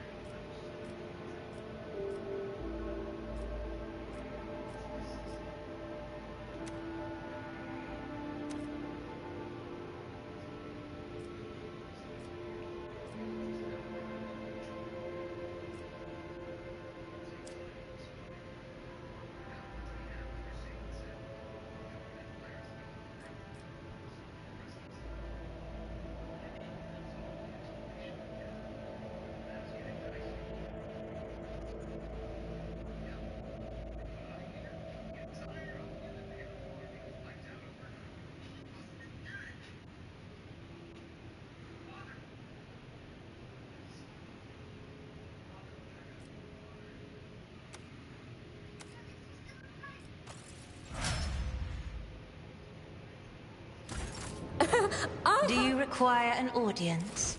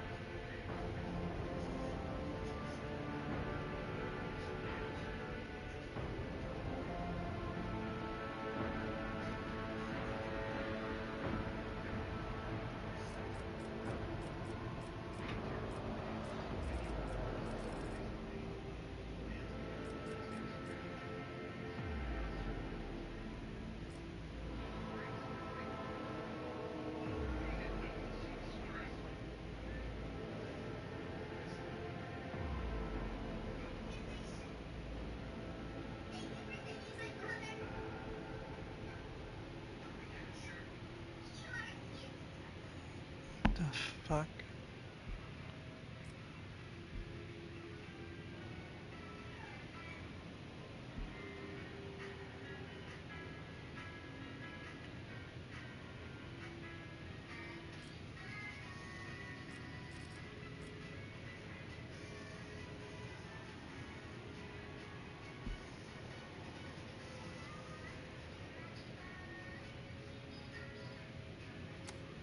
There we go.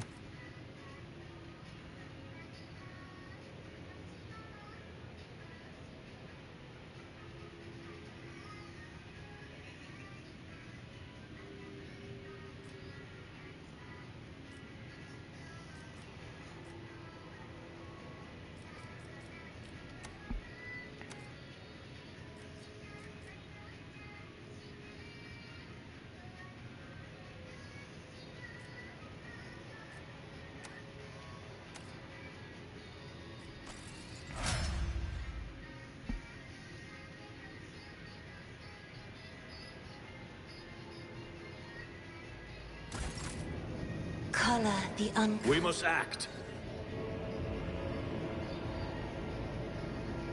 I won't tolerate weakness.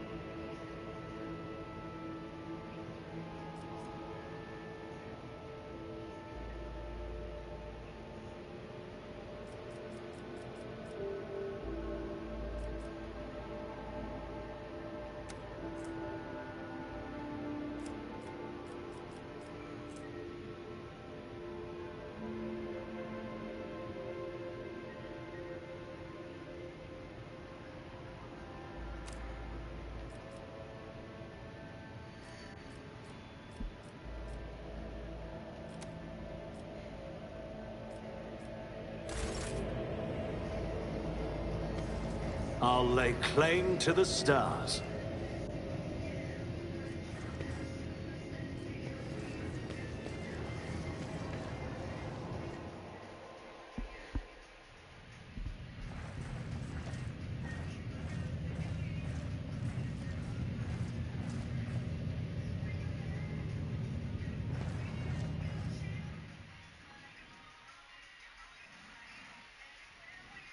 Well, I've got a navigator.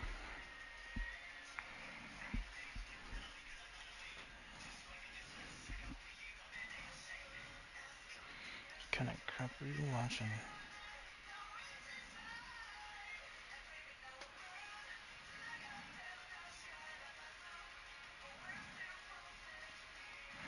Sounds like you're watching a 2014 Gundam anime. Yeah.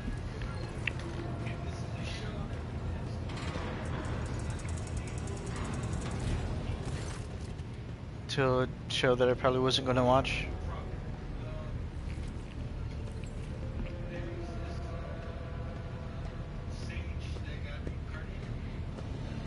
Probably, definitely something that I'm not going to watch. Yeah. Yeah. Lord Captain, Lady Navigator, welcome aboard the Sanctum Navis. Has been prepared for the communion ritual, but if the Lady Navigator wishes to rest in her quarters first. Your heart starts beating furiously. Your breaths come short and choppy, and your fingertips tingle unpleasantly. You notice that Victus is shivering slightly, and the crew are glancing around in puzzlement, searching for the source of this sudden wave of unease. While you've been looking at the Boxmaster, Cassia waves her away. First, I wish to speak with the Rogue Trader. Leave us. Of course. When you are ready for the ritual, please let me know.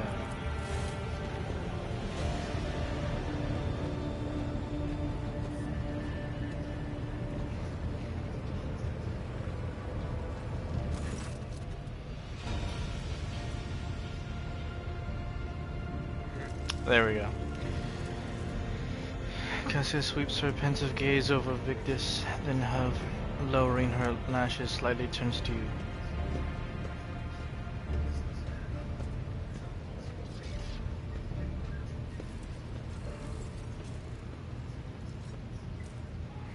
What did you wish to speak about? After a few seconds hesitation, Cassia lets out a small exhale and raises her pointed chin. I've not yet thanked you for saving me on the station. My thoughts were clouded with so much mournful ash when Theobald's heart stopped. But you acted honorably, did not exploit me in my wretched position. For that I am immeasurably grateful. I am also deeply grateful that you saved my servants, especially my valet. Uwe served on the station far for more than 5 years, much longer than any who preceded him. He knows how to properly attend to me during journeys through the Immaterium to serve me for breakfast.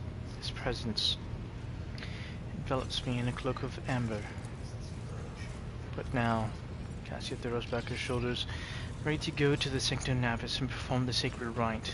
I require brushes, canvas, the best paints you have on board, but no red.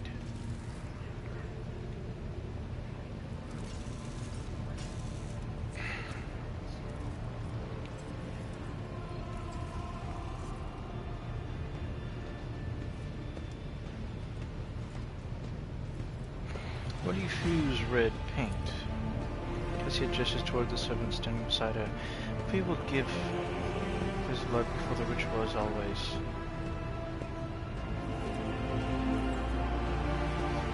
Tell me more about what that ritual entails.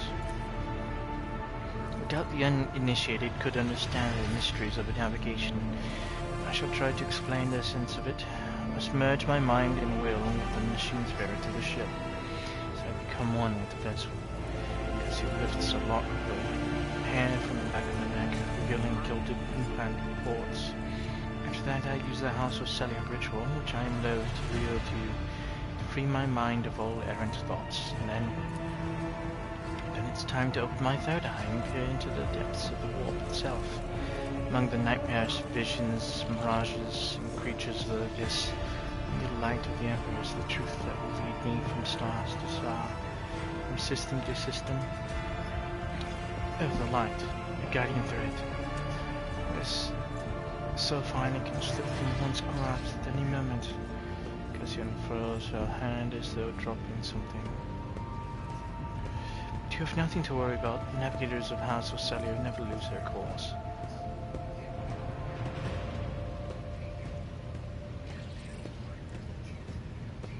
To ensure that all the necessary supplies are delivered to the Sanctum Navis. Cassia nods and thanks. I shall take my leave of you for the duration of the rite, so that you do not follow me, if you can survive the gates of my warp eye when it is opened.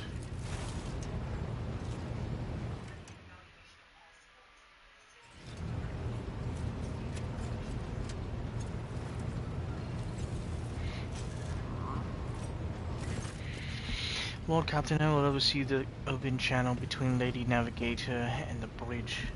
May the Emperor's light help us all. Yay!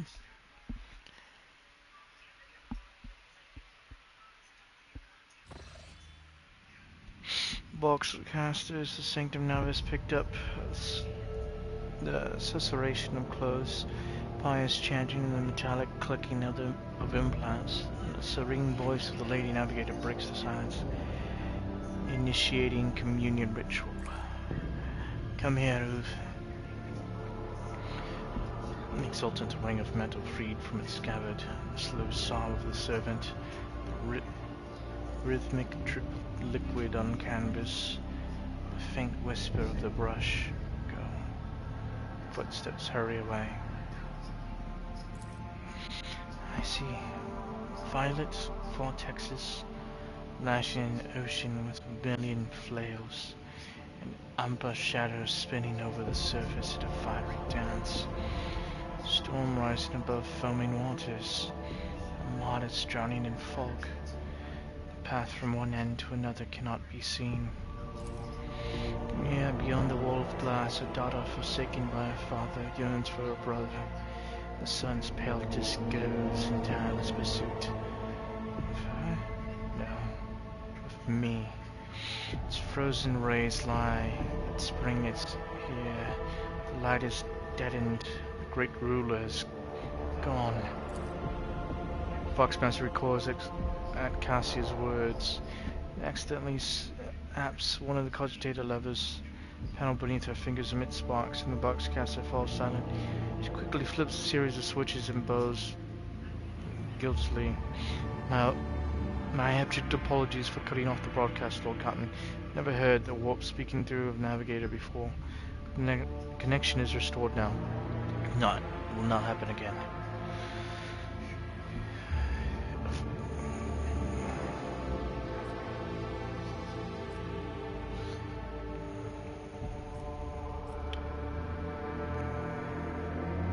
the Lady Navigator undisturbed. Soul shredding screamers drown out the Vox transmission. The servants in the Sanctum Navis are howling and shrieking like wild beasts, moaning pain, their throats raw from the strain, and then sudden silence. The dull thud of dropping bodies proclaims their fate. It appears the servants were part of the Lady Navigator's right, as it was for her predecessor who arranged for the bodies to be removed from the Sanctum Navis after the ritual or what is left of them.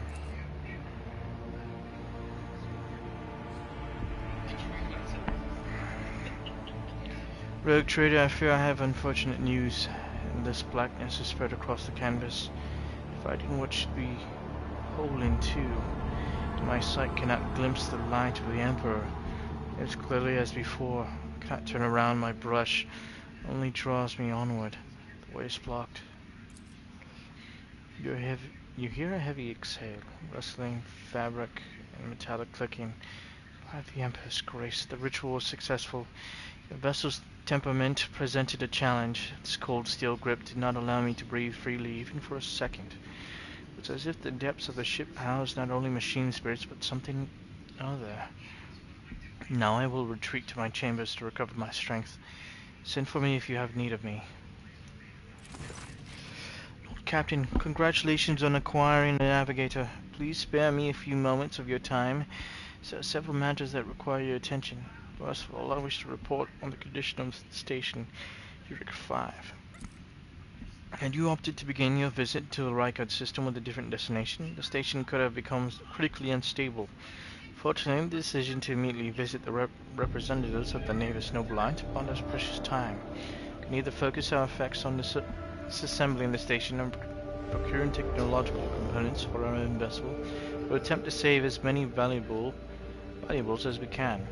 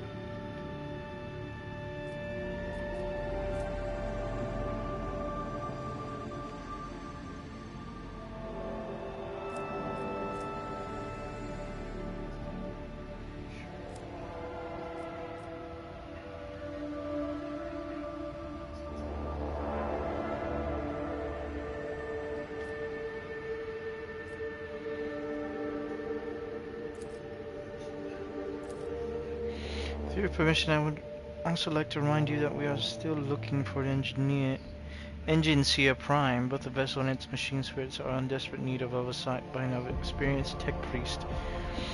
We're also missing some crew, and much more importantly, we have not yet located Heinrich von Kollux, the right hand of the Lord Inquisitor. Now we know for certain he was not at Uruk 5. We should keep this in mind when making any future plans.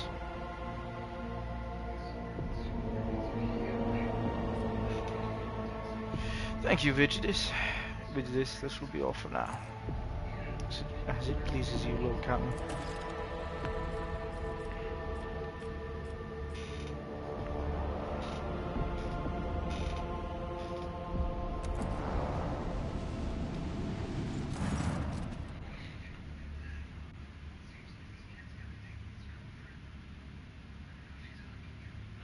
Lord Captain, there is some commotion on the officer's deck. The Lady Navigator has left her quarters and is currently in the wardroom.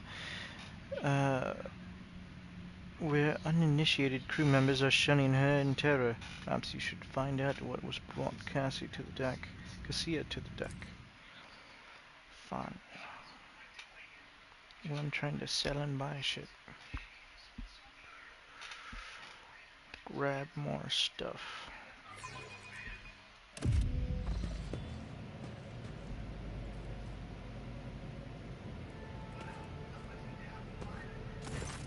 Lord Captain, my apologies. I did not notice your entrance.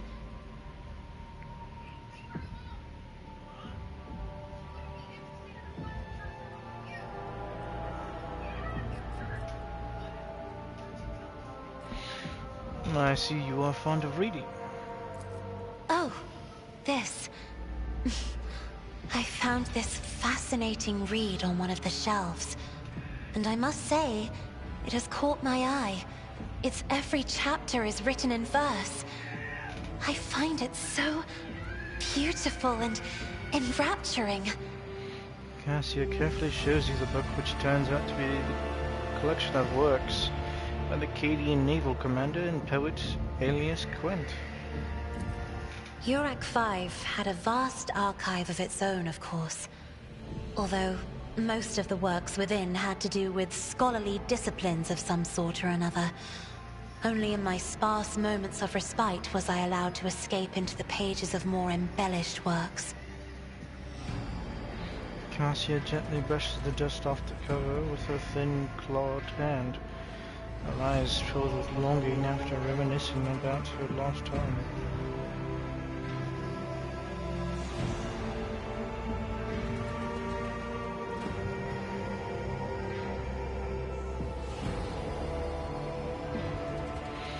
The events that took place on Uruk V must have shaken you greatly.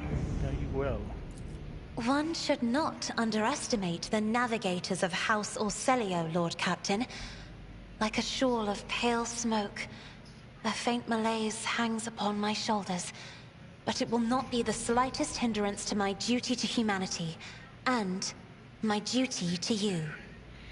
Cassia's response was reserved and pointedly decorous, clearly intended to create a distance between you. Your only attendant is your valet from Uruk V. Do my servants not measure up to your standards? No. It is not that at all, Lord Captain. It is just that Uwe is quite capable of carrying out his duties by himself. He is well accustomed to my whims and preferences. She nods genially to her taciturn servant. Perceptional. Yay! Cassia cringes ever so slightly, adjusts the adornment on her forehead, then awkwardly hides her clawed fingers in the folds of her clothes. The unnatural appearance of navigators often becomes a topic of gossip among lowly servants and officers alike. It's unsurprising, then, that Cassia prefers the company of one who is used to how she looks. I hope that you have had ample time to calm yourself in your powers. There are people on this ship who are far more impulsive and dangerous to others, and far less devoted to the God Emperor than a herald of the Navis nobility. But I did not need your words to see the shades of umber unease that whirl around your subjects whenever I am near. Were I not acquainted with such a reaction, I could have found their behavior in your question just now insulting. Lord Captain, would you kindly explain to me why you are pestering me with these questions? Inquiring about my mood and my needs, showing an interest in the books I am enjoying. You are behaving as if you possessed a shred of fellow feeling for one such as I. I beg your pardon, Lord Captain. That was no way for a navigator to conduct herself. Frightened by her own words, Cassia covers her mouth, pales, flashes, pales again, and hides her face behind the cascade of her snow-white hair.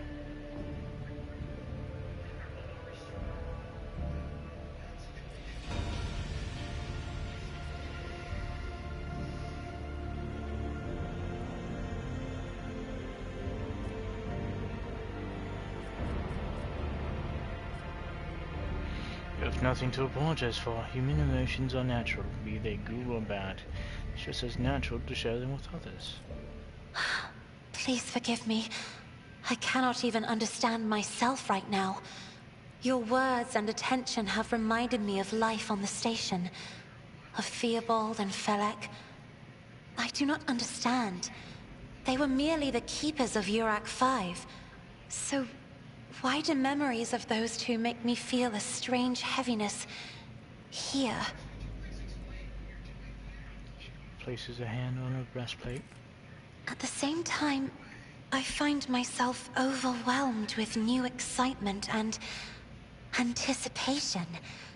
At last, I have set foot outside my familiar walls, and into a world that I have only seen before in the pages of books.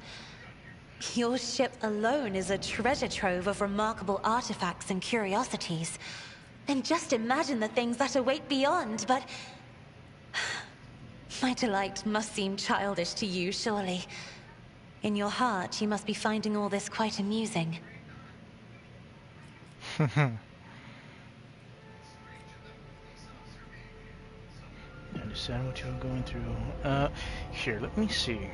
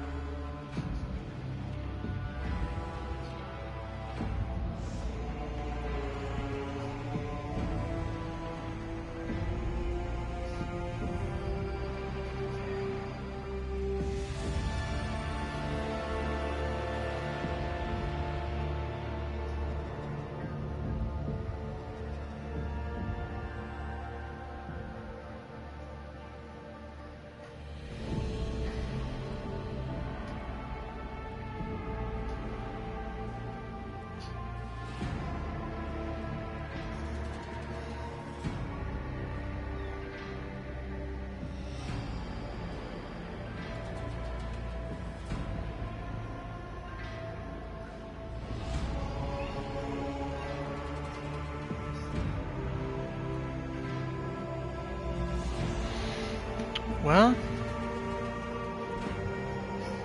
not to make fun of a lady's feelings, especially not one who has captivated me since I first set eyes on her.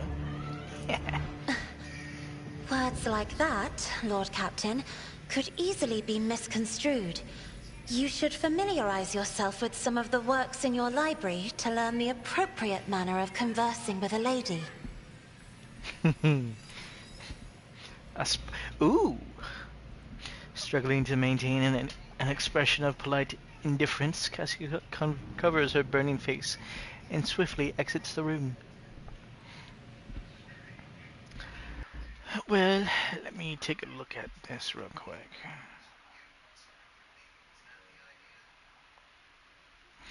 So, just to make sure, I went ahead and looked up what the choices are for romanceable characters. And the new character that I just got in my party, the mutant, the navigator. Is it a female or a male? It's a female. Okay. Did she have to go in the pod? Huh? Did she need to go into a pod? No. Not a water pod? That's not how navigators work. Although they usually do. Are you talking about fucking Melfina? Well, unlike Jean Starwind, I already got a I already got a trophy, a spark, the one I told you about, start a romance. Yup. Right here, real quick. So I was talking to her because my Vox Master was telling me that she left her room and went over to one of the lounge areas, essentially. And, of course, normal people, normal humans don't know much about mutants, let alone one of the most highest tier of nobles in the entire Imperium, which are navigators. Navigators are one of the highest nobles, from my understanding, because they're the only people that can yeah, there's very few clans, and they're highly respected throughout the Imperium, because they're the only types of people that can get ships sailing through the warp and through real space. And their whole thing is they can see the Emperor's his light that he has. Yeah, what is it called? It's it's been described to me as like a was it the yeah, it's essentially a lighthouse. Yeah, it's essentially like a lighthouse over in the warp. And yeah, the navigators are the only ones that are able to see the light and be able to follow the Emperor's guidance. Yes, if the Emperor actually does completely die, then they won't be able to travel through the warp because his beacon will be gone.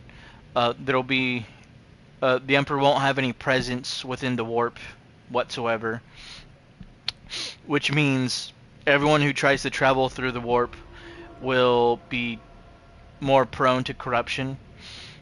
They'll be lost in space in the warp. There won't be as many as much protection, let alone protection on Terra. They'll probably end up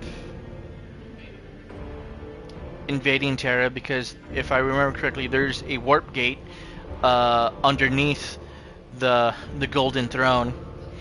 Yeah, because the whole thing during the Horus Heresy was that the Emperor was trying to use the warp, like these warp tunnels, or these not the warp.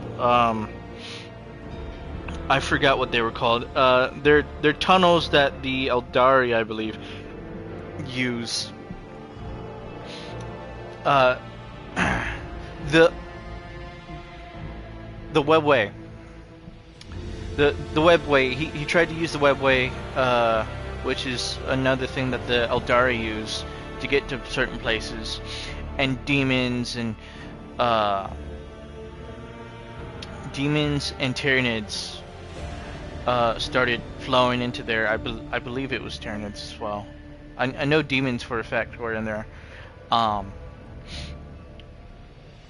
And yeah, that's what's underneath there, not a warp portal, but the webway. And yeah, since it was only opened up thanks to the Emperor, you know, if he dies, then well, the Terra would be screwed. I mean, you still have the was it the Custodes. That would be the first line of defense because they're the only ones that are really allowed in the throne room. Yeah, there's maybe only like a few hundred, if not 1,000 or so. I don't know. But they. Don't they also work with they work with the Raven? Who? The Blood Ravens? No. No. Who ones that work with the fucking Blood Ravens? If we're talking about Dawn of War, the Blood Ravens work with the Grey Knights. The Grey Knights, that's the ones Yeah. Yeah, somehow.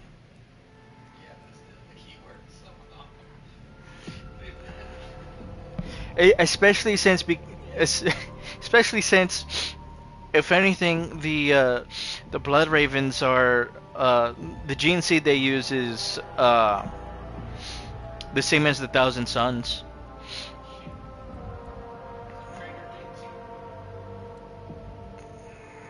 which is why they have so many psychers. They have a shit ton of psychers compared to everyone else. Or yeah, they have a lot of librarians. Which is also why their battle cry is knowledge is power.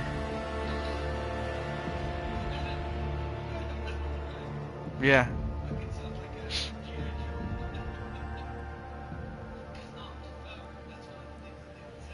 Is it? That's funny.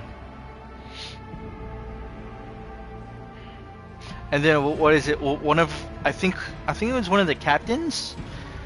Apparently in the story, one of the captains of the Blood Ravens. Oh, okay. Yeah, there you go. It's not the same. Not the same. Yeah, what was it? Well, yeah, one of the captains. I think he was a captain. Got injured in a battle, and he got turned into a. No, you don't get turned into a Tyranid. That's not how that works. No. You get turned into a Dreadnought. Yeah. He got thrown in his eternal coffin.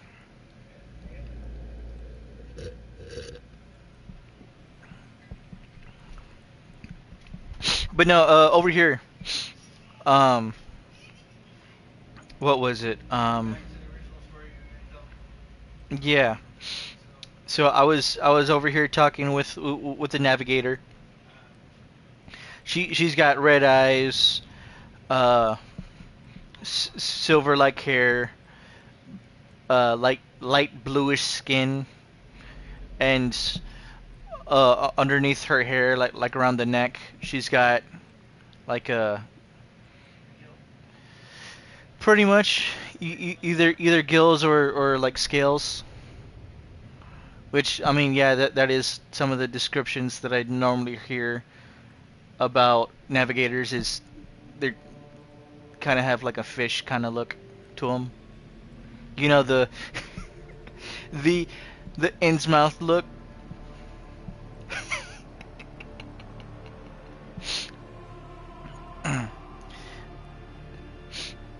Children of Father Dagon. You know, over here, what was it? She was talking about,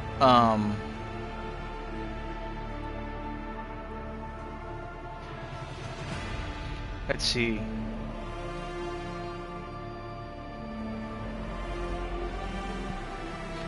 Yeah, she goes, Lord Captain, would you kindly explain to me why you are pestering me with these questions, inquiring about my mood and my needs, showing an interest in the books I'm enjoying?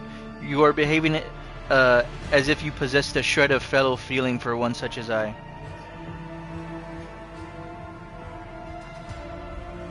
So in other words, she was like, why are you asking me these questions? It's almost as if you actually care about me. Because, you know, she's a mutant. It's like, and then she goes, it says, frightened by her own words, she covers her mouth, pales, blushes, then pales again, and hides her face behind the cascade of her snow-white hair. So, I beg your pardon, Lord Captain, that was no way for a navigator to conduct herself. And I go, you have nothing to apologize for. Human emotions are natural, be they good or bad, and it's just as natural to share them with others. And then, Please forgive me. I cannot even understand myself right now. Your words and attention have reminded me of life on the station, of essentially like her, her, her guardians. Uh, I do not understand. They were merely the keepers of the station, so why do memories of those two make me feel a strange heaviness, like in her heart, in her chest? At the same time, I find myself overwhelmed with new excitement and anticipation. At last I have set foot outside my familiar walls and into a world that I have only seen before in the pages of books. Your ship alone is a treasure trove of remarkable artifacts and curiosities, and just imagine the things that await beyond. But my delight must seem childish to you, surely. In your heart you must be finding all this quite amusing. And then I go, I would not dare to make fun of a lady's feelings, especially not one who has captivated me since I first set eyes on her.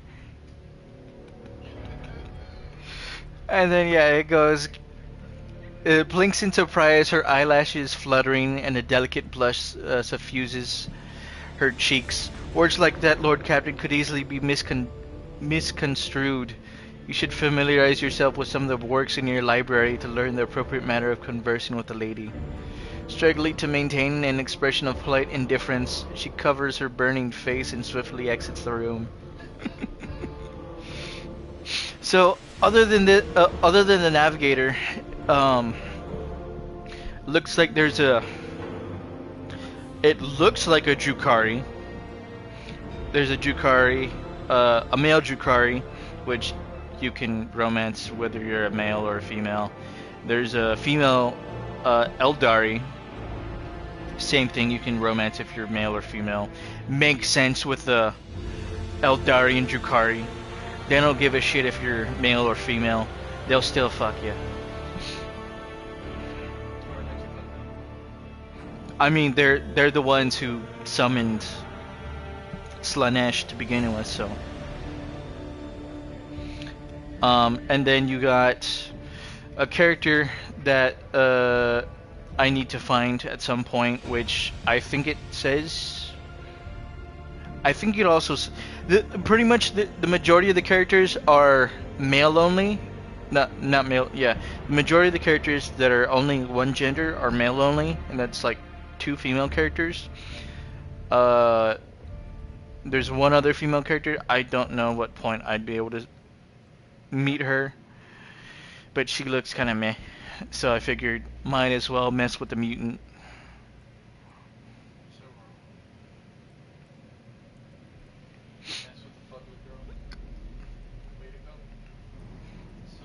I mean, hey.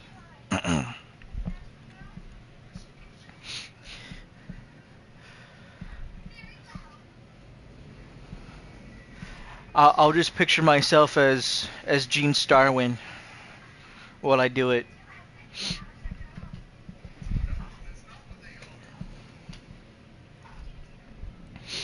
Alright, there we go.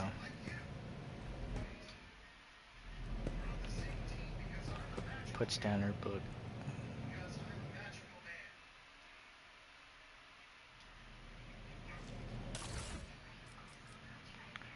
Alright, let's see, what do we have here?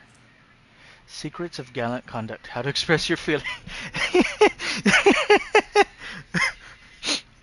So I ended the dialogue, and then she bowed. She put a book down on the table, and then she left. I just went to go and check it. The book that she put down. It's over here. Secrets to Gallant Conduct. How to express your feelings to a noble lady. Yep. I mean, she did tell me to check my own libraries. An admirer who seeks the favor of a refined lady is well advised to maintain pointed courtesy and finesse in his every deed. An honorable admirer will never defile a noble lady's ears with crude or indecent words, and neither will he allow himself to conduct that could besmirch her honor and dignity. Above all, the admirer should remember that a relationship begins with the right choice of words. Shower your lady with compliments that will accentuate her finest qualities without putting her in a position of discomfort. A word chosen elegantly and spoken with genuine warmth may bring about a change in the lady's eyes as she looks upon you. Once your interaction has grown more intimate, always be sure to remember the simple rules of etiquette. For example, should the lady drop her handkerchief,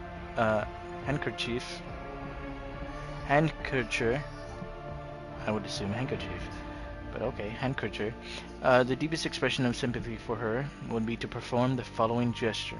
Pick up the handkerchief, wait a brief moment, then bring the handkerchief to your lips and touch it lightly before returning it to the lady. This noble gesture will assure the lady of the seriousness of your intentions. Remember that the flower bud of true feelings takes time to blossom. Patience, loyalty, and impeccability in adhering to the decorums of the nobility is key to earning the lady's favorable disposition. Well, I'm saving that.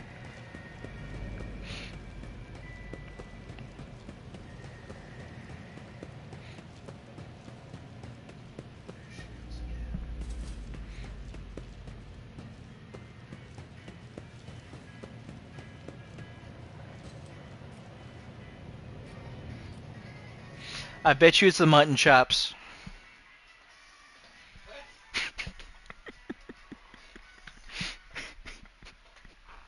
No, I said I bet you it's the mutton chops.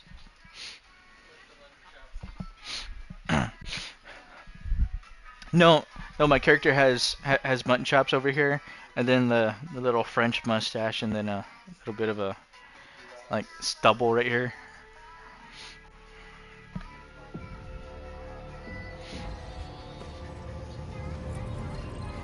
No, I said mutton chops because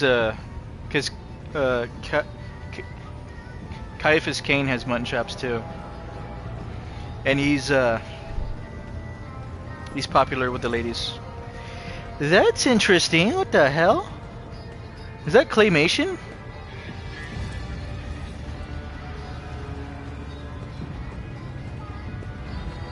The hell are you?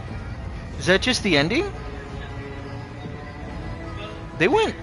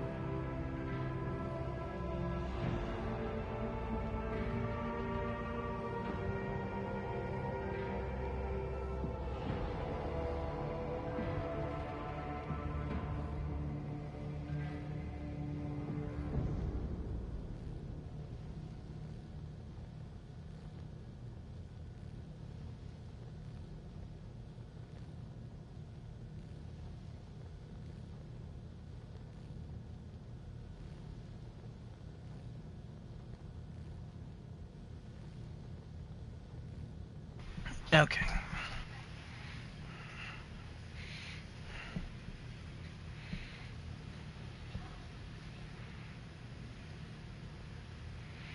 Oh.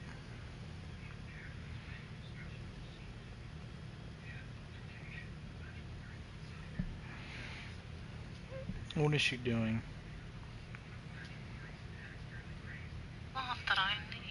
Oh.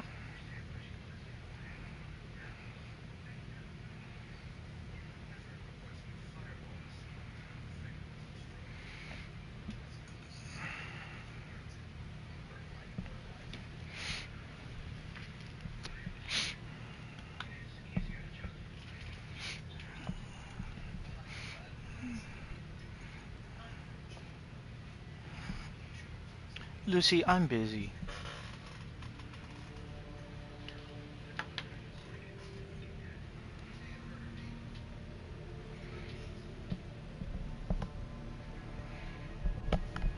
Okay, there we go. Should be fine now. Let me see. Yeah.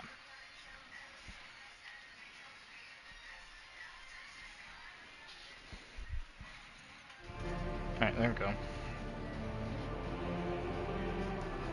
Hoi.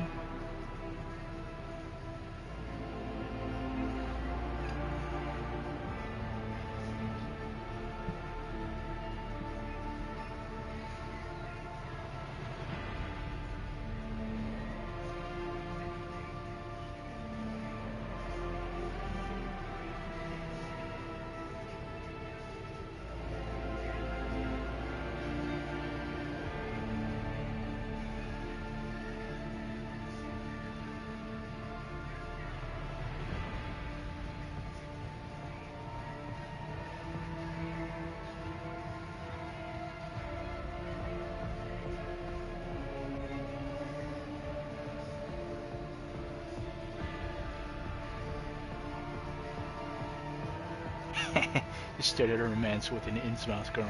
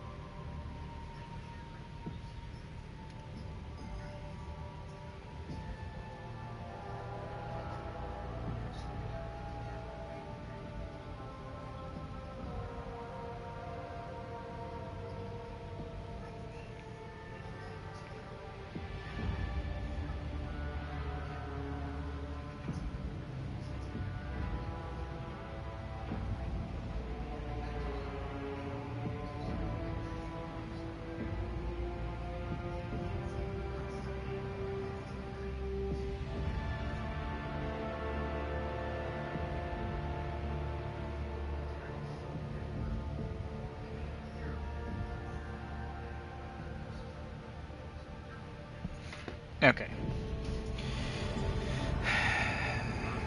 There we go.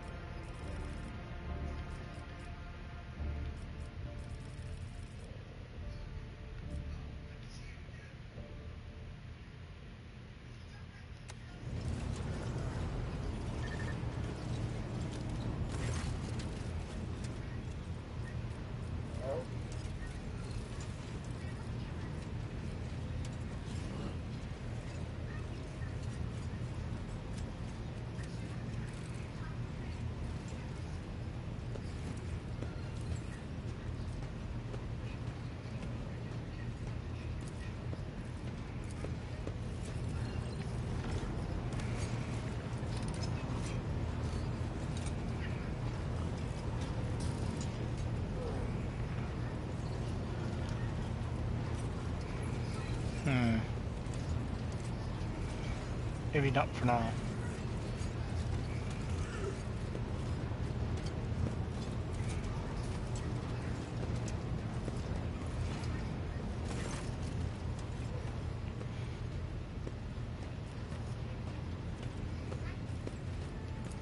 You bet I do, Lord Captain.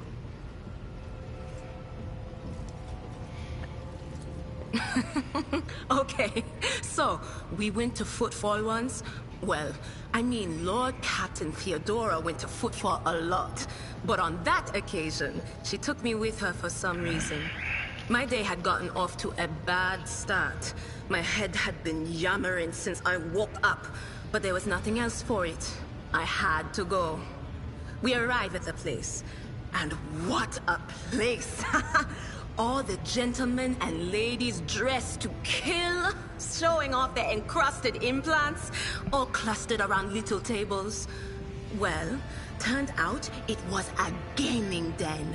And not just any gaming den, but one run by somebody with deep pockets for people with just as much cash to splash. You should have seen it. People gambling away planets in a game of regicide. Anyway, so the Lord Captain wanted me to help her beat some guy. So I tell her, the chips won't land in your favor. You'll get a bad hand. Don't sit down at that table, your ladyship. But did she listen? Of course she didn't. If there's one thing she never lacked, it's stubbornness. So they sat down and the cards were dealt. I'm hovering around like I'm not involved, but I'm keeping my eye on things. And everything in my head keeps getting louder and louder. Anyway, it's a good thing I realized in time that my mind wasn't going haywire over a losing hand, but something else. I made some excuse to drag the Lord Captain up from the table and took her away from that place. And a few minutes later, the room where we'd been... It turned out some wise guy had the same bright idea to bring a pet psyker along with him. One of those ones who just scuttle around in Footfall's underbelly. And the psyker just freaked out, I guess. After all the commotion, people went to see what happened in the room. And they'd all gone for each other's throats. Literally. With teeth. And I think they completely detached that asteroid from Footfall and pushed it off into open space so it would head off toward the local star.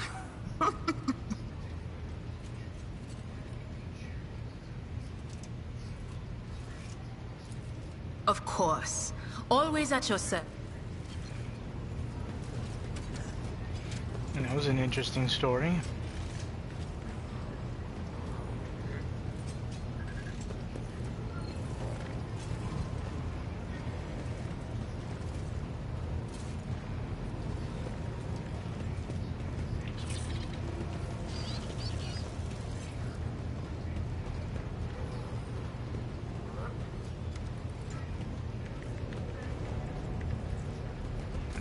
Greetings. Gladly, there are none more faithful to the God Emperor than my sisters. We fight against his enemies by the will of the Holy Ecclesiarchy. I beg your pardon, Rogue Trader.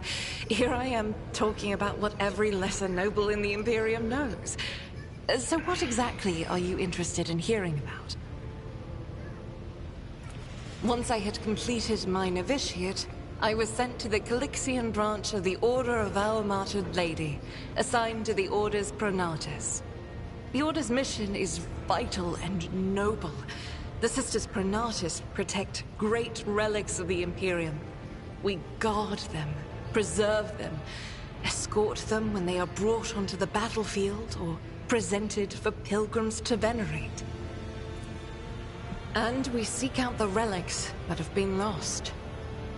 Neither a coven of heretics nor the most wicked death world can deter Sisters Pronatus when their goal is to return a piece of the great legacy of the Imperium into the hands of the faithful.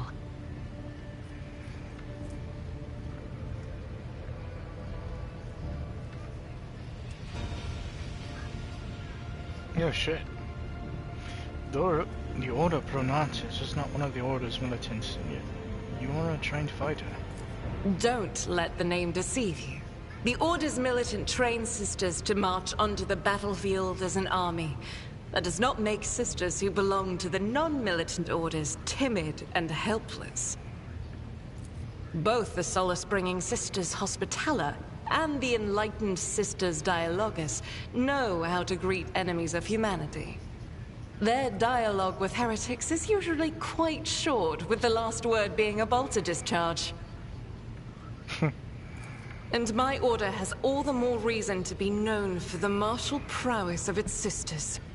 We are the keepers of the Imperium's relics. What would become of our blessed hero's legacy if the Sisters Pronatus could not protect it? You said you belong to the Calixian branch of your order. Who brought you to Coronis Expanse? The Order sent me to Footfall. My undertaking was to assist the local priesthood of Drusians in caring for a sacred reliquary that had been there since the time of Parsimus Duane, the station's founder. Are there any other members of the Adeptus Sororitas in the Coronis Expanse?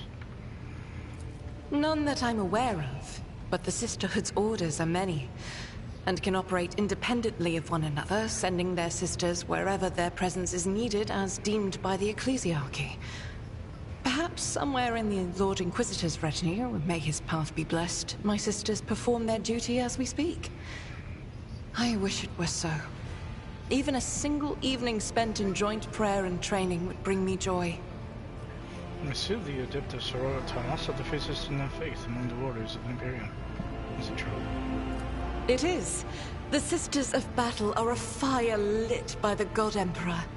They are the echo of his voice that travels through the dark expanses of the universe. We bring his wrath to heretics, mutants, and other enemies of humanity. We protect the faithful from the unholy and unhallowed. Sometimes with words, more often than not with a bolter.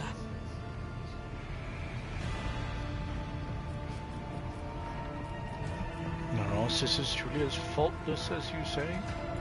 Even the novices of the Adeptus Sororitas are drawn from among the most worthy. Those who have taken the vows and become a full-fledged sister are the best of the best, tested by trials of body and spirit. Yes, there have been cases when a sister stumbled or showed weakness, but do not expect to hear a story of depravity or downfall from me. Each such occurrence is a great tragedy for us all. Light cannot bear the smallest speck of darkness within. And thus those who have trespassed or shown weakness of spirit are given a chance at redemption. They are called Sisters Repentia, and may the enemy tremble before her, for nothing can stop a sister of battle who yearns to be cleansed of fault and weakness. Wearing nothing but robes, no armor, eviscerator in hand, those sisters who have once faltered find repentance on the battlefield. Their lives are seldom long, but a death in the name of purgation is a better fate than to live with a shadow in one's soul. I have no more questions about the sisterhood. Should any more arise, keeping them to yourself would be imprudent.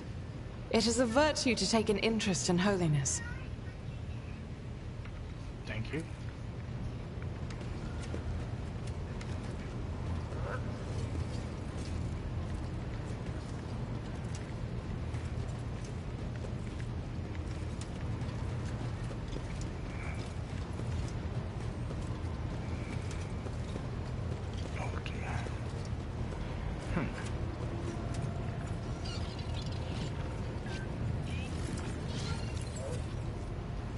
Lord Captain.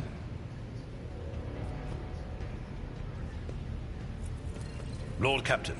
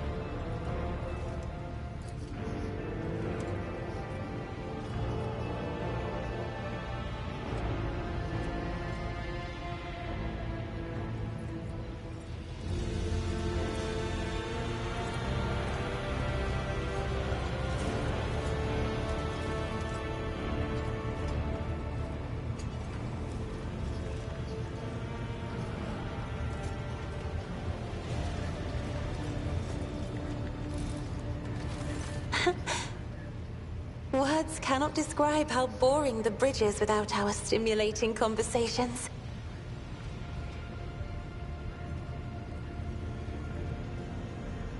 Tell me about yourself.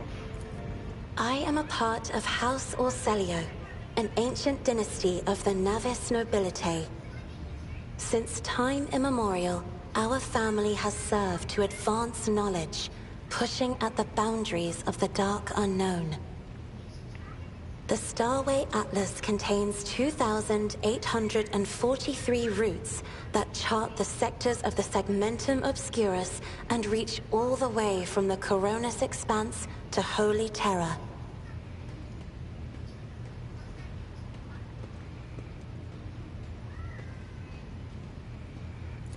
And uniting the Imperium's thousands of worlds. House Orselio is bound by commercial pacts to houses Galeatis, Ortina, Drotus, and... There is a dark blue knot tightening on your neck, Lord Captain. I can see my reply is not satisfying your thirst for knowledge. What is it you desire to hear exactly?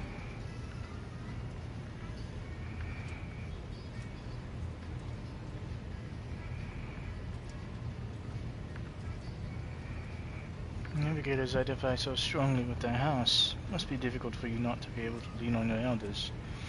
Take my word that I will look after you. You will? That would be most appreciated, Lord Captain.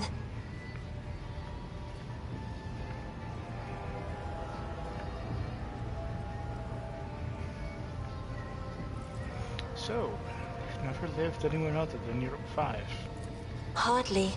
According to the chronicles of the house, I was born on one of the Orselio worlds. Oh, what was it? Please forgive me, Lord Captain. My childhood memories are too vague. Sometimes I dream about the colorful birds that built their nests in the garden, or the servants dressed in purple livery, or the blue fog that rolled over the lowlands behind the palace. But everything is covered in a rosy haze. Perhaps it is my imagination, not my memory, that is painting these pictures. Tell me about your life on the station. My stay on the station was wholly dedicated to preparing me for my future duty. Astromancy, astrography, numerology, the histories of my house and the Imperium, as well as other disciplines. For many years, dozens of instructors tirelessly prepared me for my destiny. And once a year, Great Regent Alronto would come to the station. He would entrust his beautiful vessel to my command, so that I could master the practical aspects of our art as well. Do you have friends? Someone you could turn to for a simple conversation? Not a discussion or yet another lecture? The Regent gave me a bird from a sunlit planet once. I tried to befriend it and make it sing, but for some reason, it refused, and died soon after. The instructors were too respectful of my duty to my house to waste precious time on idle chatter. Aside from them, there were only servants on the station, and you know they have their vocal cords removed, so they cannot break their vow of silence. That sucks. And since the subject has been breached, Lord Captain, why do you not follow this honored tradition? Your decks are so garish. Apologies, I meant noisy. The rabble don't just chatter. Sometimes they shout and even sing. Why do you allow such a lack of restraint? Rogue traders are highborn, are they not?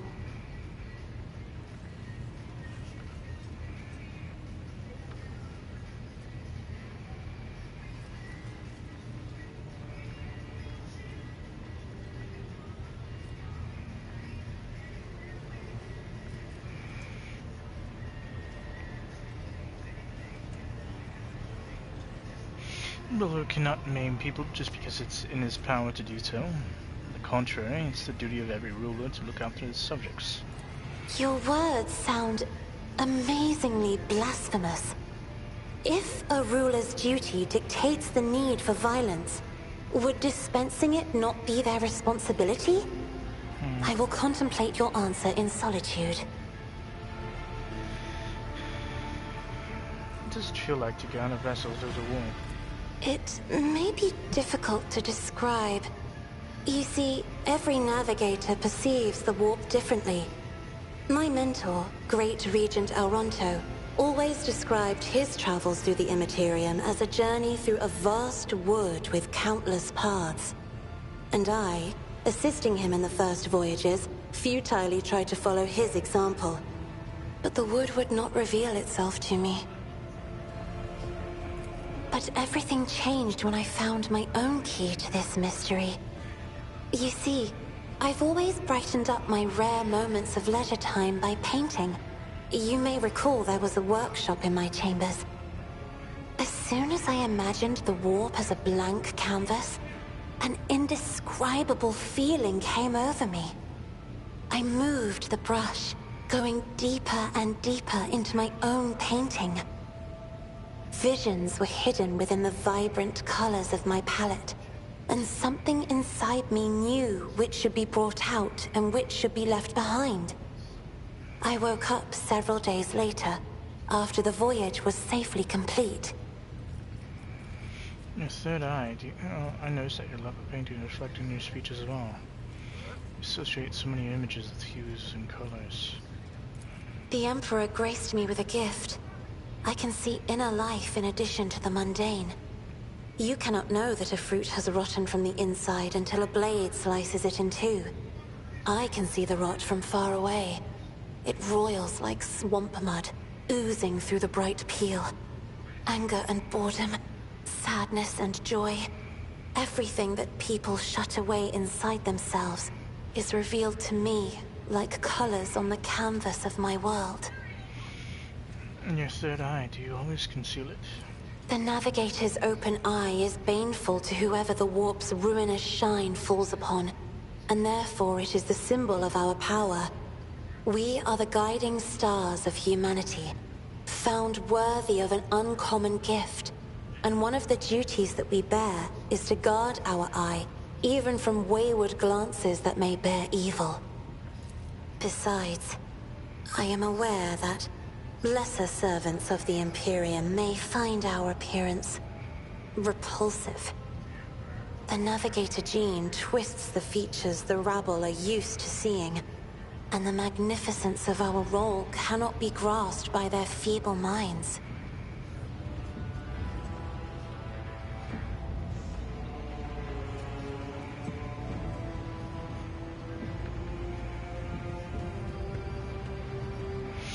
You are beautiful. Do not let anyone or anything convince you otherwise.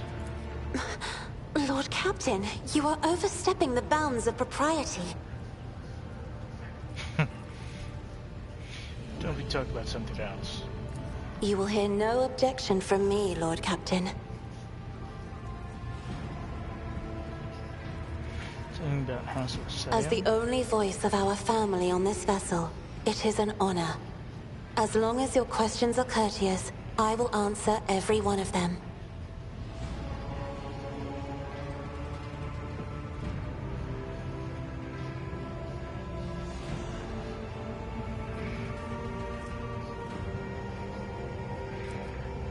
Ticket House of Celia has a rich history. Let's do this. Lord Celia prophecy system named after your ancestor. You are shrewd indeed. My ancestor charted that route while fleeing the enemies of humanity. They say the Emperor himself was his guide, because the warp expelled their vessel without a single loss. Unfortunately, the lips of those who relate this tale seep with disgusting green hubris. I think Kalain Orcelio was simply a skilled navigator. Who rules the house? Just as a rogue trader stands at the head of a protectorate, a Novator heads a navigator house. It is the Novator who decides where to look for alliances and which path their bloodline is destined to tread. As for our house, the transfer of power to a successor is currently underway. In the meantime, Great Regent Auronto Orselio is ensuring the stability of the house. You lived in seclusion on closed station until Felix committed his sabotage. So then you must be the noble successor. So says Regent Auronto. Nothing is decided yet. Some people in the house become enshrouded in rolling grey clouds at the thought of me becoming the Novateur. But even more are bound with dull leaden chains. They think I am not ready for such a burden. Taking House of Sullivan has a rich history. Oh, yes. The navigators of the house came to the Coronis Expanse fairly recently, a mere 208 years ago. Before that, our ancestors expanded the borders of humankind's dominion for the glory of the Emperor, blazing trails to different corners of the galaxy. I'd like to talk about something else. By all means. Does your special sight reveal? Sister Argenta shines like a guiding star, inspiring resolve in those around her, seemingly inexplicably. However, I see a dark and ugly fog billow behind her, contrasting sharply with her shining light. It burdens the Sister of Battle. It drags her down. Yet Argenta herself is hardly aware of it. Seneschal Viserion is among the few whose colors are a pleasure to look at. Whenever the Seneschal speaks, heavenly crystal clarity spreads around him. And whenever he is angered, dark blue clouds condense over him. And in his rare moments of joy, a pure gleam of sunset pink caresses the souls of those near him. Out of your entire retinue, Lord Captain, he is the only one I would trust with my life. Idira's emotions are like a maelstrom, bright, unbridled, enveloping her form like a wondrous kaleidoscope of colors. And as dangerous as a twisting warp storm. The riot of colors hides the truth from my eyes. What exactly is driving this woman? Is it her own will, or is it the Immaterium, Lord Captain? Let's talk about us. Right here? Are you sure?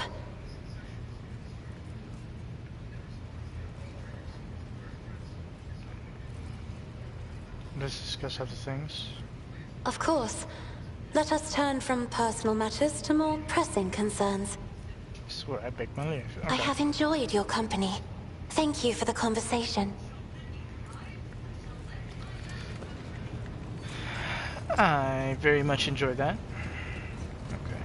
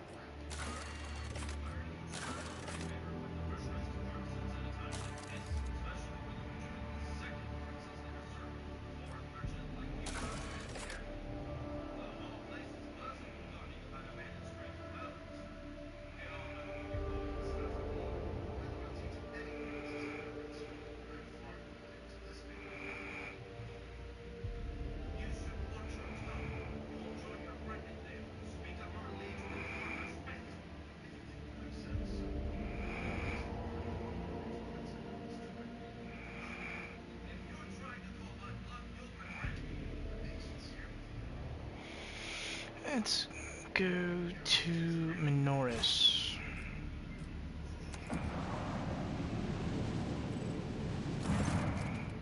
Lord Captain, sorry to disturb you. It's pandemonium outside the bridge gate. Oh, seems to be demanding an audience with you in person. I hear Master Rosarian's voice. In case I wanted to warn you in advance. Okay.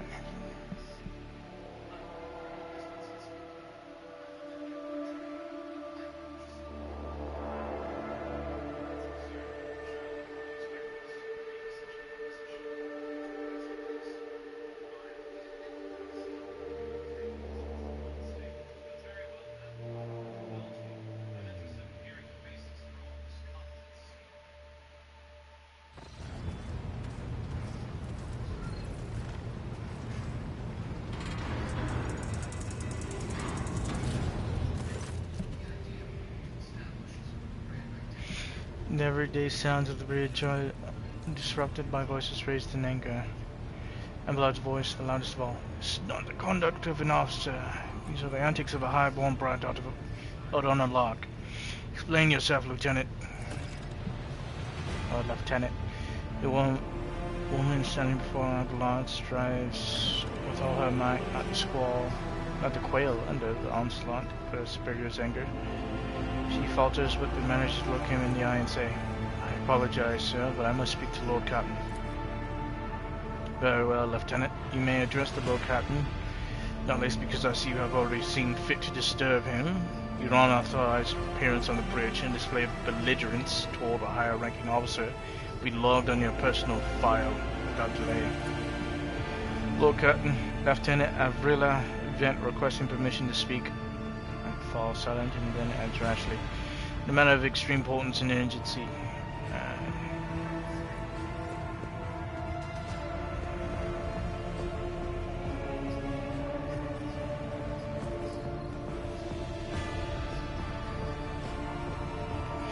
May speak, but I want to hear a report, not a shouting match.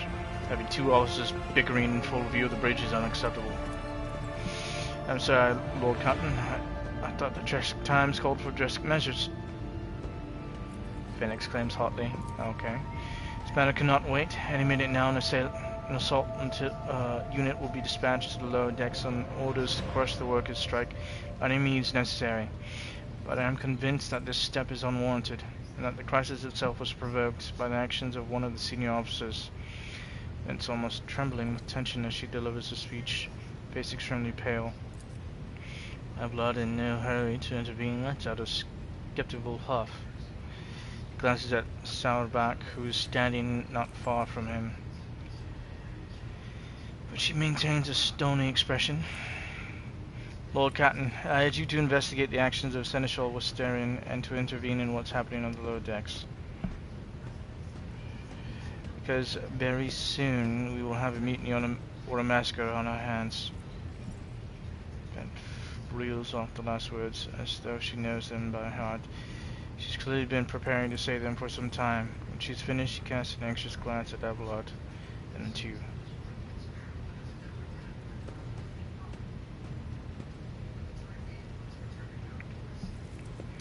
There's an insurrection in the making aboard my ship, and no one has informed me.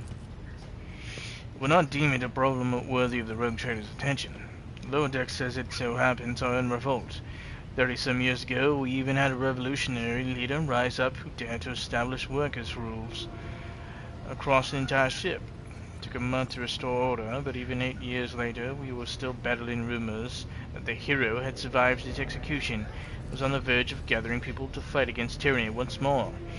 Blood scoffs. Needless to say, the rumors were baseless. As for the current situation, we have sufficient forces to deal with it. From this ship, the word of the Lord Captain carries more weight than a salvo from 100 bolters. I'm sure that if the Rogue Trader addresses the malcontents directly, he will quell the unrest.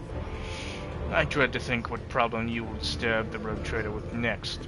Perhaps you will ask the Lord Captain to break up brawls in the mess room. I've already given you the means to resolve the problem. You simply need to use them. If I may, your lordship, sending a hit squad to crush the rebellion is a means of ignoring the problem, not solving it. How did this all start? The situation could boil over at any minute, so I'll give you the condensed version. It all began when the enforcers found a cultist amulet on the body of someone who'd been killed in a drunken brawl. We reported it up the chain immediately and arranged for a cleansing rite to be performed. We opened an investigation. No heretics have been found alive, but such has brought tensions between enforcers and workers to a head. Why does Seneschal Wessarian come into all this? I shall explain. The blood intones grimly. Beg you to hurry, time's running out. No, not hurry. Since my competence is under scrutiny, I shall speak for as long as I see fit. There is an established order to the way things are done on this ship. One of the pillars of that system is that the Rogue Trader's attention is not distracted by trivial matters. It's the Seneschal's role to ensure that I've always handled internal problems myself. So, of course, when I received information about cultists hiding on the lower decks, I took the matter in hand. As long as I live, not one of them vermin who murdered Theodora von Valentius will find refuge on this ship. You're far too heavy-handed, Seneschal Wessarian. Arrest interrogations, mass punishments for entire sectors. It's driven the people to the brink. That says bitterly. Now there's a strike on the lower decks. In Depot 4, to be precise. 3 worker clans are involved. Many more are passively supporting them. The situation could degenerate into an all-out insurrection. But when I reported my concerns, the only response I received was an order to dispatch an assault unit across the strike with maximum force.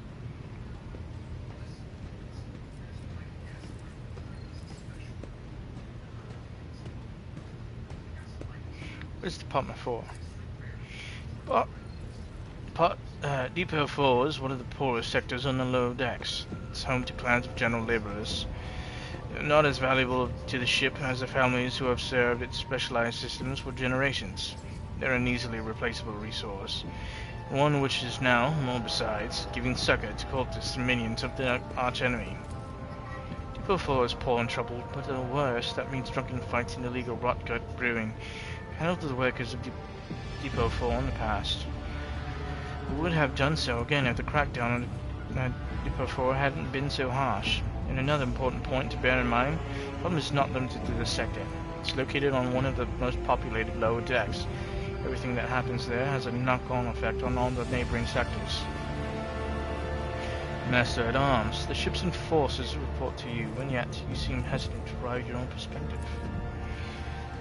Jocasta Sarback. Lord Captain, unlike Lieutenant Vent, I respect the chain of command and realize that it's not within my right to challenge my superiors. Sarback bows her head in Abelard's direction. However, a moment later, a serpentine smile appears on her lips. That being said, while I entirely share Master Wessarian's opinion on what fate Depot 4 deserves, I must note that this insubordination is a direct consequence of practices that he himself has introduced. Mistress Sarback, I see you have decided to follow the Lieutenant's example after all. Such behavior does you no credit.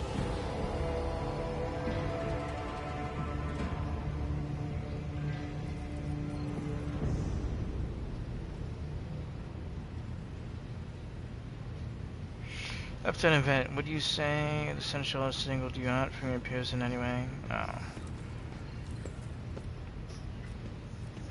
Sarback, explain yourself. The ship's regulations state that the Master-at-Arms is responsible for resolving all matters related to the ship's enforcers. Yet it is no secret that the Seneschal has a tendency to show partiality. Those enforcers and officers whom he has deemed particularly promising are at times given permission to approach him for tutelage. Cannot deny Master Wessarian's experience and insight. The Seneschal has a record fostering students who have indeed achieved much and demonstrated impeccable performance. However, extending such patronage over the head of their immediate superior encourages disregard for hierarchy among your lordship's servants. Today an enforcer goes to the Seneschal to report an order from the Master-at-Arms that they happen to disagree with. Tomorrow they will go to Lord Captain to object to the Seneschal's order. Notice a pattern in these actions.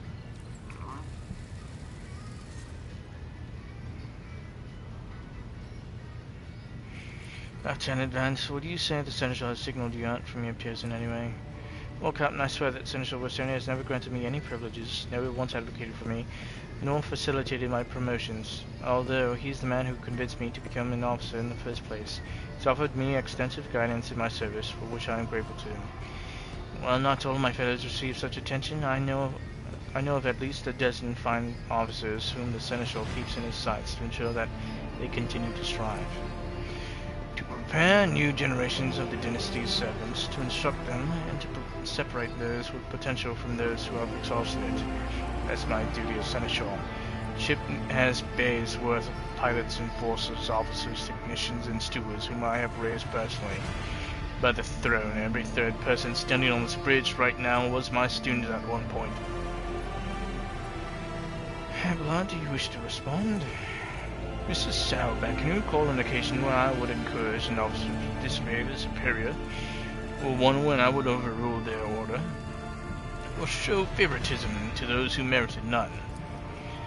None, Seneschal, for there have been no such cases in the entire time I've served aboard the ship. If anyone were to claim otherwise, I would have them pay for insulting your honor with blood. Your conduct in this regard have always been spotless.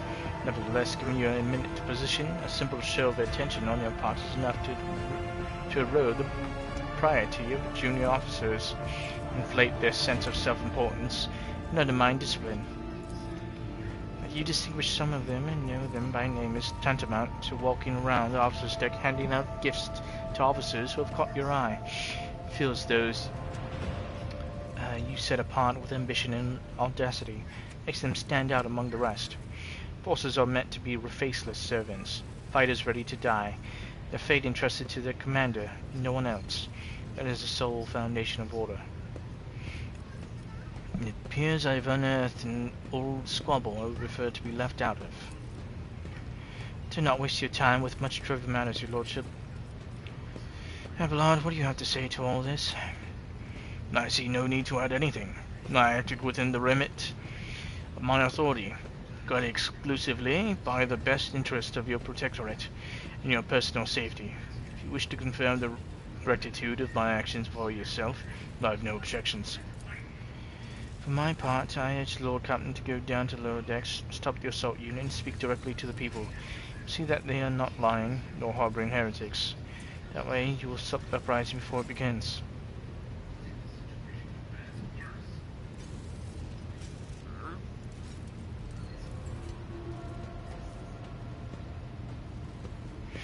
I'm certain the Seneschal was acting within his authority, but I will verify the soundness of his decisions for myself. God preserve you, Lord Captain. I thank you for your support and enterprise, ordering on the Sophomoric. But please yourself, Lord Captain. However, I categorically insist that I escort you. Lord Captain, I regret that the forces were unable to handle the situation, which then led to your and the Seneschal's involvement. I consider it my duty to go to Depot for myself and see to expedient resolution of this incident.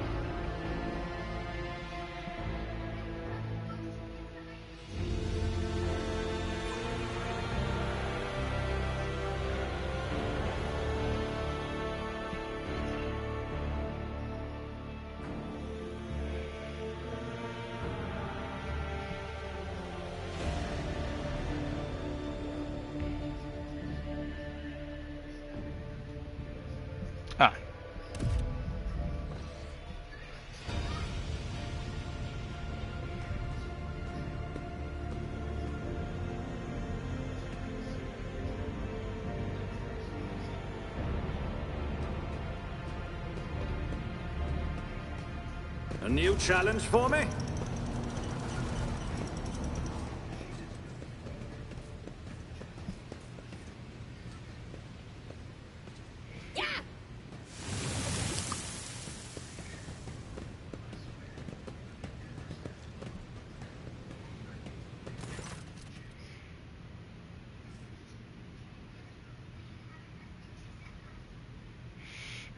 Ambler reflexively whips the sweat from his brow in a startlingly human gesture.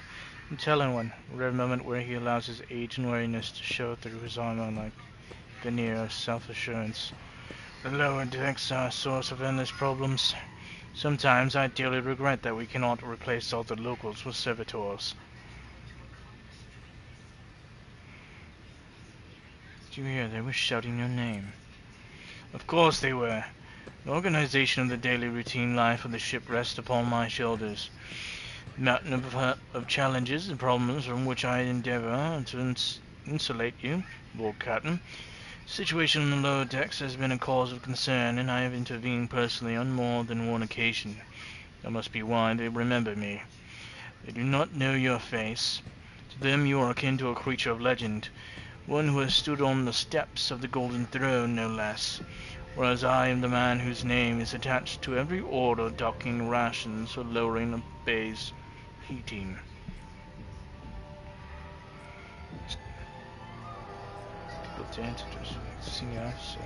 Let's keep moving. We need to get to the bottom of this.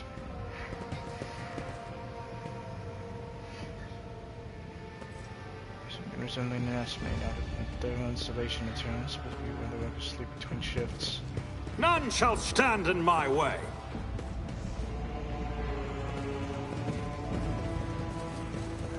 I still do not see our purpose in coming here. Relax, old man. Going for a stroll on the lower decks every once in a while is good for you.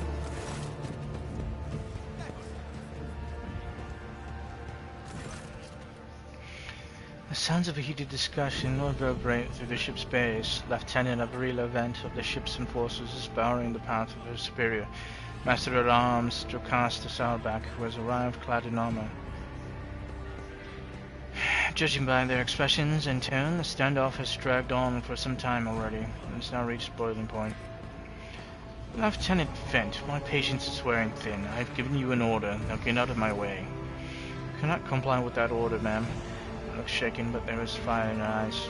This is my deck and my sector, so long as this area remains under the Lord Captain's special oversight. No action can be taken without my express permission. There are only 3 people who are authorized to make me stand down. The First Officer, the Rogue Trader, and the Emperor himself. There we go. So not all my lessons fall on deaf ears. Noblad mutters in crabby approval. He does not clarify whether he means Vent, Soundback, looming over her, or both. Your Lordship, noticing you, the 2 officers snap to attention salute, the subordinates following suit a moment later.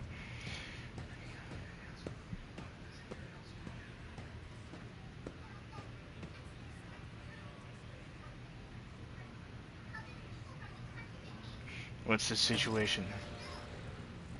Your Lordship, my people have locked down the bay where the strikers are, including the leaders. The situation under control as far as resources allow. Under control, Lieutenant. I came here to lead an investigative unit. What do I see? The rabble is on the verge of mutiny. There's nothing to investigate. It simply calls for immediate repression and firing squads. And you, Vent, or a step away from facing charges yourself.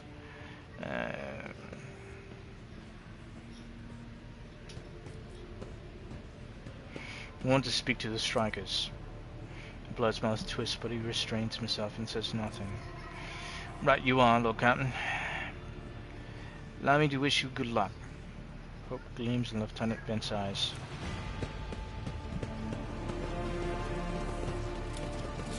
Victory awaits!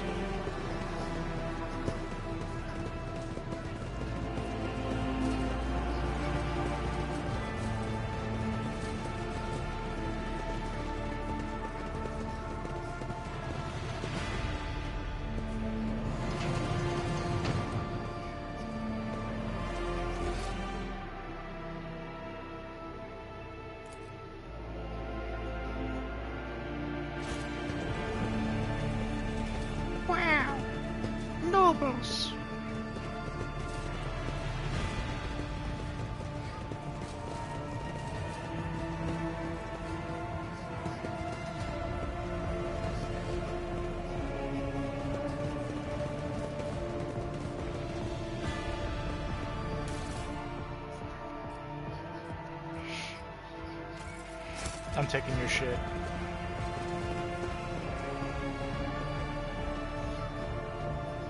I won't tolerate weakness.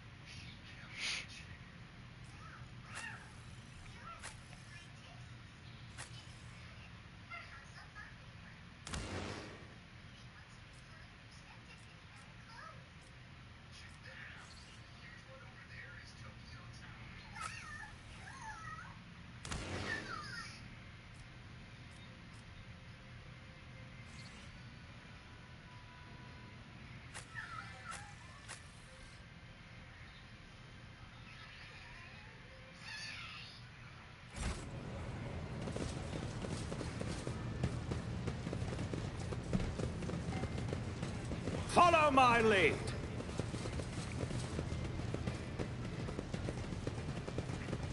What is that?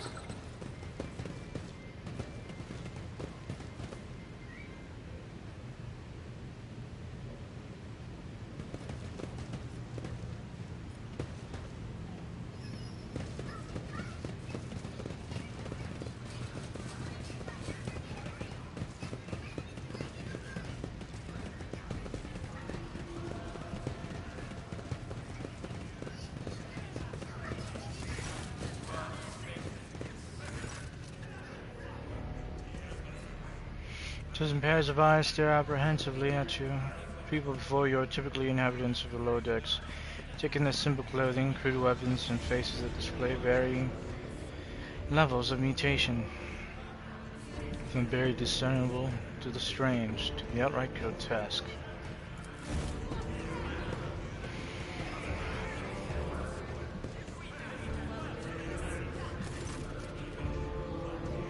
Whisper passes through the crowd and you detect a mixture of fear, astonishment, and joy in their reactions. Finally, 3 people break away from the crowd, an elderly woman and 2 men. These must be the leaders. They bow clumsily before you. Lord Captain, come down to us.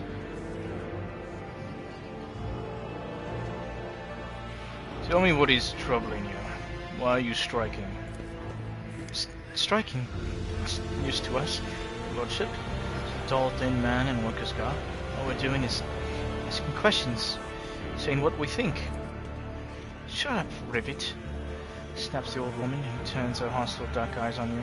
Yes, the dear Lordship. The damned enforcers are all over us down here. They say they're looking for cultists. One wrong word and they're reaching for their batons. They want to punish someone, they turn off the heating to hold bays for a week at a time. So we get sick and freeze. My clan, 2 little ones died from inflammation in their lungs, and because of those enforcers. The old woman spits on the floor and rubs up the spittle with the toe of a worn-out shoe. Jinta does not interrupt the workers, but you see the sadness swell in her eyes. When the children's deaths are mentioned, she quietly whispers a requiem prayer and makes a sign over herself. It's all true. Bent is the only enforcer officer who stood up for us. It's clear as day who had a mother from the lower decks, and who grew up amidships and has no fellow feeling toward us. A grim man with a scarred face throws up his arms. Your Lordship, we're no villains here. We're honest workers, your servants. We plotted no disorder. We don't want to strike openly. No, we've got guns pointed at us. All we're doing is asking to be allowed to work in peace without being harassed.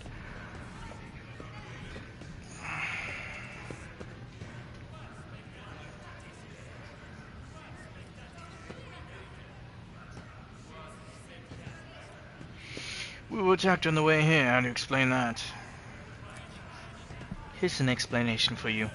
People have been pushed to their limit and now they're lashing out. So we don't know why these top tech units are being sent down here. Like that one there that the lieutenant won't let pass. Our clans are all inside the bay. That's been sealed off. The lower decks are big. I'm sure there are some people who've had just about enough. We're getting it from all sides. Soldiers have encircled, the ones who've risen up, and their squad has just arrived, so I wonder if folks are lashing out. Awareness test. The words seem sincere to you, their body language and the glances traded between them reveal that the news of the attack has shocked them. Persecution started a props of nothing, you say? I was told that one of you was found in possession of a cultist amulet. That there are heretics hiding here. Cultist amulet? What's that? The gewgaw they found on the dead drunkard. There's something evil or forbidden. We should dare know. Forces just said they were looking for heretics among us. Anyone obstructing their investigation will be punished. How could there be heretics here? No, our own people. There have been no new faces around. Definitely not. And if they're where, you're the first to report them. As for this amulet or whatever it is, they took it off a dead body. There are no cultists still breathing in our sector, that's for sure. When that fight broke out, some enterprising folks looted the bodies. The boots they came back with. Nobody's ever tread these decks and boots so fine. I can tell you that. It seems to me these cultists have better commanders than us. Oh yeah? These boots really were fine. There was no harm in taking them, right? And as for the amulet, it must have been pocketed by someone who didn't know any better. We don't need amulets around here. We all worship the Emperor. And when we're working, we bow down before the machine spirits of the large and small transformers and the servo motor. Same way my grandfather was taught 100 years ago by a tech priest who came calling. Believe us, your lordship, we are people of faith. Naive children. Weren't you taught from an early age about the danger of the arch-enemy's creations? Weren't you warned that any unfamiliar object could be one of them? We were told, Holy Sister, but it was long ago. Last time we saw a confessor in our sector was just after I had my third little one. And it's regrettable. You cannot lay the burden of leading a righteous life on the shoulders of the Holy Fathers. Who you blame when beasts crawl out of those amulets you stole from the heretics? The Holy Father who was not there, or the scavenger who brought evil down on himself and his neighbors? Now, Lord, do you have anything to add? I authorize the use of all necessary measures to locate Chaos worshippers hiding in this sector. The specific steps taken by the officers were not reported to me. The Lord frowns, clearly disgruntled at having to explain himself in the work's presence. Nevertheless, I am certain that their actions were justified. Cultists are no drunken stevedoers. They're an enemy and a threat to the ship. Neutralizing them demands decisive action. Sarback, was it really necessary to torture these people with cold? The rebel understands only one language, Lord Captain, that of violence. As per regulations, should the laborers persist in their unwillingness to cooperate, the next step is limiting air supply and cutting off water, which is almost certain to restore order.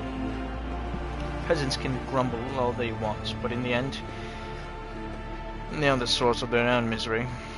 All they have to do is bow their heads and fall in line, and the need for punitive measures will disappear. What changes do you want? Would you look at this? The exalted Lord Captain himself is asking us bilge rats what we want. Well, here's what. I want you to rein in your damned forces. Quit turning off the heat and to stop battering everything that moves. No, that's not it. We want the enforcers gone from here. We want to be armed. Give us arms and we'll govern ourselves. We'll defend ourselves if these cultists do show their faces. I've been leader of my clan for 20 years now. Getting rid of these club-wielding thugs can only improve things around here. Gone too far, old man. They'll never let the maggots on the lower decks live without the enforcers breathing down their necks. Probably even insist on enforcers on the upper decks too. As for weapons, what do we need them for? Before the first day's out, we'll have someone shooting their neighbor out of stupidity or drunkenness. We don't need that. If the enforcers stop hassling us, that'll be enough. In return, we'll find the scavengers who robbed the cultists' bodies. We'll talk to them, one lower decker to another. If there are any more of those damned amulets about, we'll hand them over to the enforcers themselves. Speak for yourself and your clan, and I'll speak for me and mine. I don't want empty gestures, I want real change. Promise us the world now, but as soon as the point the anointed one turns his back, these brutes will be on us even harder than before. Because we dare to speak out. Tall worker's eyes stop between the two arguing leaders. Every few seconds he opens his mouth, as if planning to agree. Each time he falls silent, simply making a few vague noises of approval.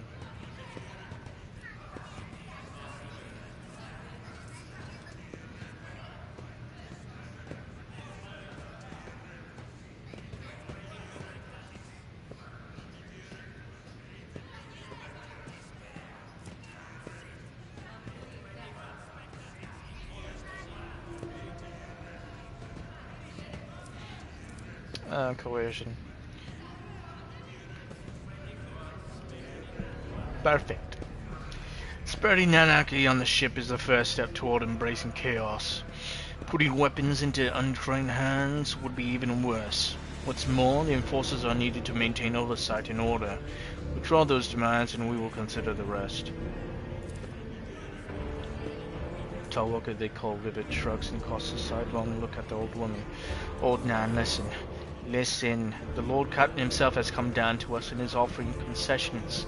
I don't know a single person in the whole of Department 4 who's ever stood next to a Rogue Trader, let alone talked to them. Back down.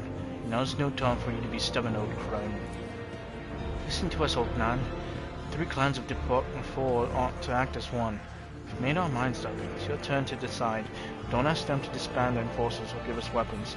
We don't need any of that. The old woman hisses in dissatisfaction. You are ganging up on me, is that it? Brave. So brave you are against an old woman. Oh, shut up. I will indeed. I won't go against 2 clan leaders on my own. If you want to make peace with the enforcers, make your peace. That's great. Just fantastic, Lord Captain. We're all agreed.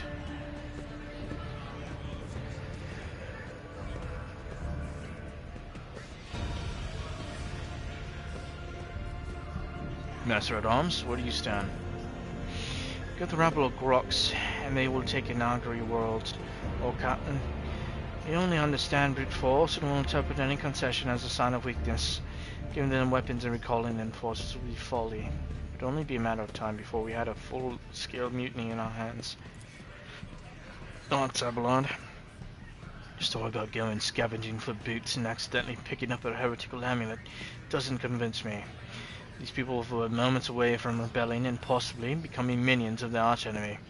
It was not give them what they want. If they did acquire something innocently, purely out of their own stupidity, that does not mean they were not tainted with corruption. What begins as petty thievery can turn into a far graver problem. I've seen it before. The blood's face darkens momentarily. My second war, there was a sergeant in the Imperial Guard. Regiment that was stationed nearby. Sergeant took an ordinary pocket knife from the body of a heretic. His whole unit lost their lives for it. They finally managed to break into their barracks. They found not a single survivor, only the pocket knife, which had grown through all the rows of beds like a metal choking vine. So when it comes to scavengers, malcontents, strikers, whatever they'll turn into next, my verdict is simple. Give them no quarter.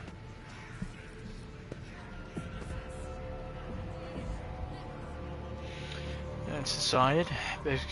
Persecution will stop, and I'll expect you to assist in locating any remaining amulets or weapons left by the cultists. Your Lordship, thank you.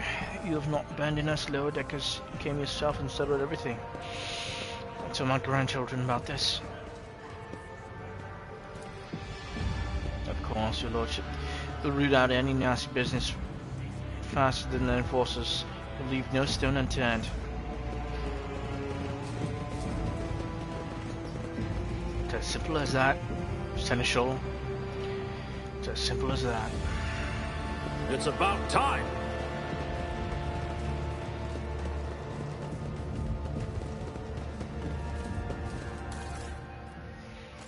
And with that, I'm gonna take their shit.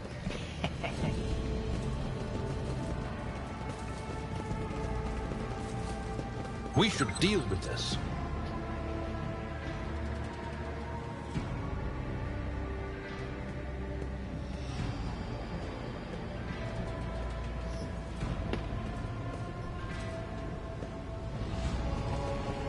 The whispers told me how.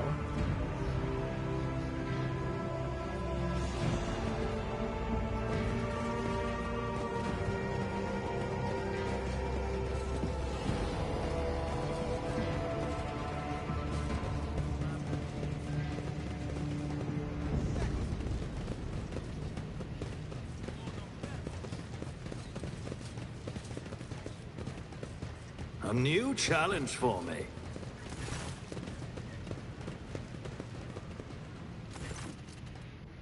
Stopping unexpectedly, Abelard imperiously dismisses the unit to stand at a distance and addresses your other companion, saying, I have an urgent matter to discuss with Lord Cotton. Please give us a moment.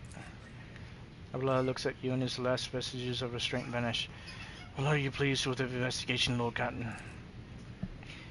You kowtowed to the disloyal rabble. You believed their lies and showed them leniency.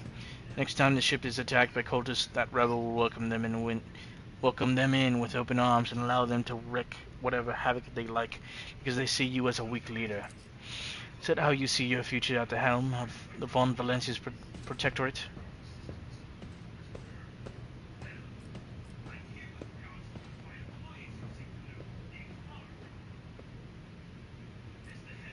Let's talk about your role in all this instead. You allowed this revolt to happen. Your actions practically guaranteed it would. I would have handled the situation myself had you not decided to intervene, Abelard says irascibly. Remember the Lord Captain Theodora. You think she ever set one slippered foot on the lower decks? No, she did not. Such matters were left to myself and the junior officers while she dedicated herself to her grand designs for the Protectorate, as any true strategist and rogue trader ought.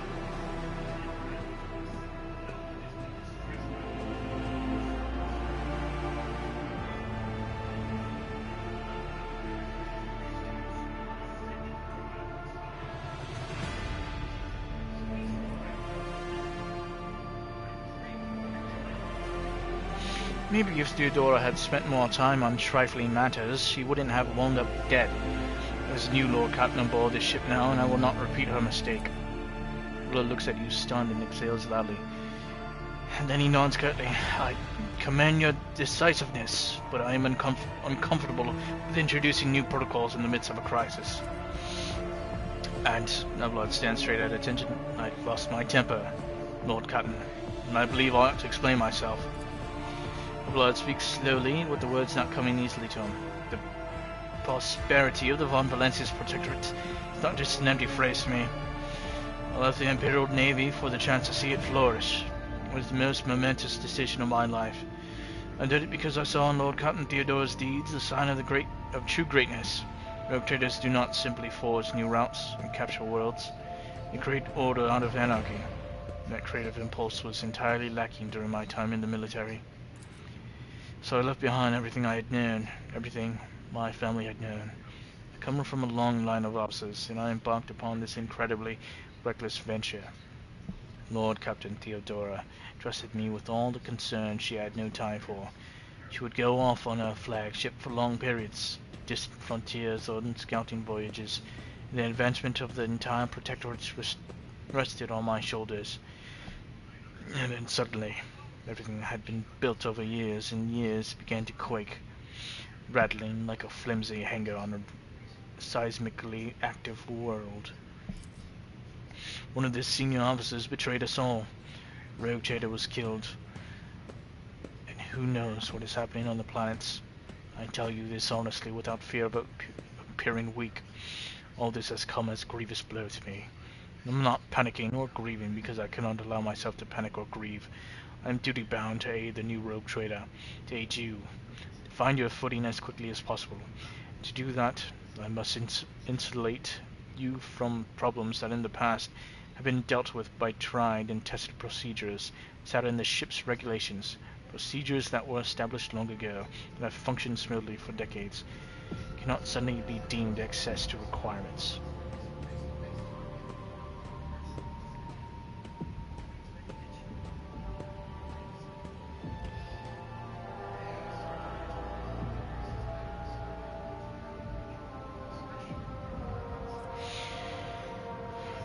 Oof.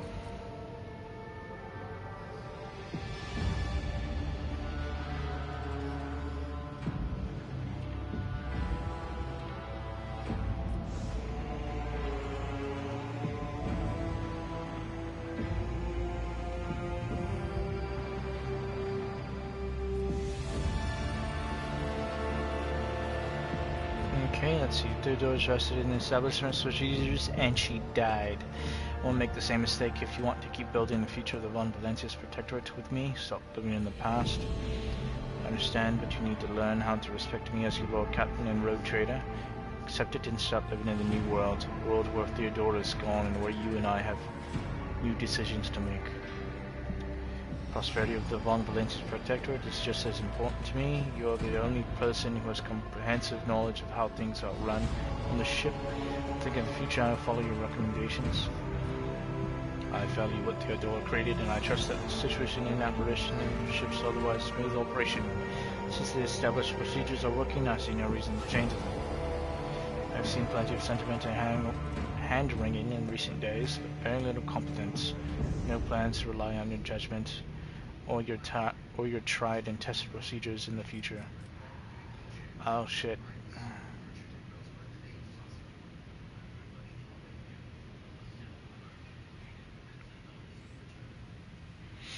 I don't know.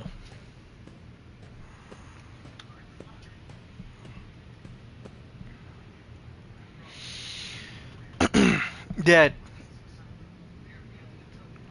what do you think? I got a few things that I can say to my seneschal. Essentially my advisor. Pretty much what just happened was there was a they were pretty much doing like a workers' strike down in the lower decks. What the fuck? Well, they get, And I went down there because the my advisor was essentially making things worse.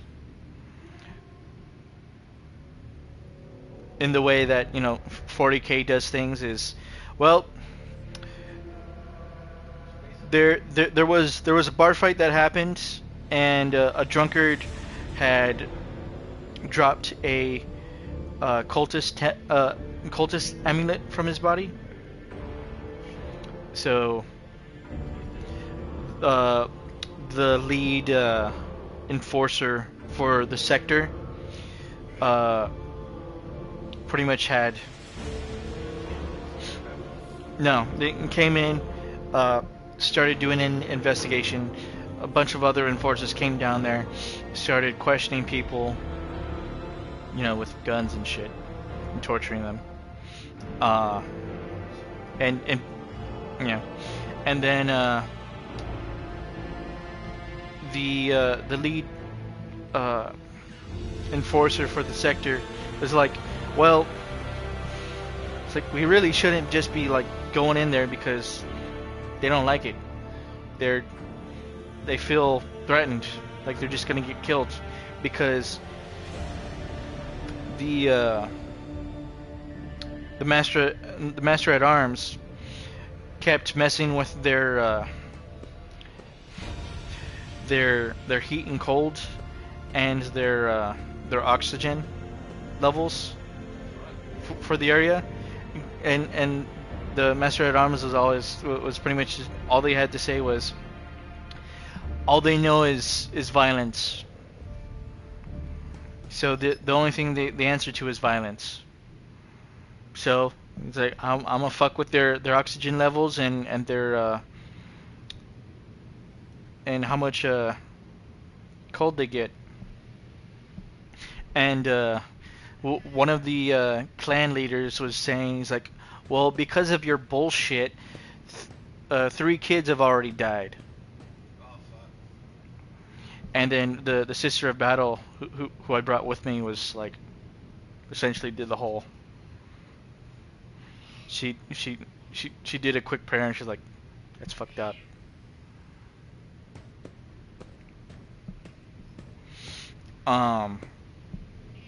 And then I was pretty much talking. I would talk to the master at arms. I don't like her. She's too I don't see them as humans. And then my seneschal was like, well, I've dealt with this my whole entire time that I've been on the ship. I know what I'm doing. I don't trust them because the amulet went missing. They'll say whatever they need to. I'd rather just do my thing. But I was like, the whole reason why we went down there was because, well, I was like, you know what? Someone that came in, ignored the Master at Arms and my advisor, went straight up to me and was like, hey, they're trying to plan a freaking a mutiny, and it'd be best if you went down there and told them yourself, or just figured it out yourself. Because I was like, you know what, whatever. I talked to everyone, went down there, and then they're like, oh my goodness, it's the Lord Captain. But the moment we went down there, someone went and threw something at my advisor. I was like, the hell? Because they know me. I'm the only. I personally go down here every once in a while, so of course. But they don't know you. They think of you as essentially like as if I've stepped and sat down on the golden throne myself. Yeah. So I was like, pretty much, I dealt with it. Some people were telling me, it's like, look what you've done. It's like, you made yourself look weak, because I told them, I pretty much told them, it's like, sure, they won't be messing with you as much. But the old lady out of the three clan leaders, the old lady was the one that was like, we want weapons. We want the enforcers to leave. And I was like, no. You're not getting weapons, and you're not getting the enforcers aren't leaving, and you're not getting weapons. Because when shit like that happens, and what has already happened before, you're gonna get closer and closer to chaos. And I'm not letting that happen. Everything else you can have, but you're not. But the enforcers aren't leaving, and you're not getting weapons. Okay. But what you will do is help out with the investigations and finding any cultists. And like, okay, sounds good. Except for the old lady. The lady's like, meh, fine. So I'd rather just kill the old lady. Kill her and her clan. The other ones are fine. She's the only one that I'm really worried about. But I was just about to leave the area, and my advisor came over and pulled me to the side and told everyone else to go away, since we wanted to talk together. And then his whole thing was, let's see.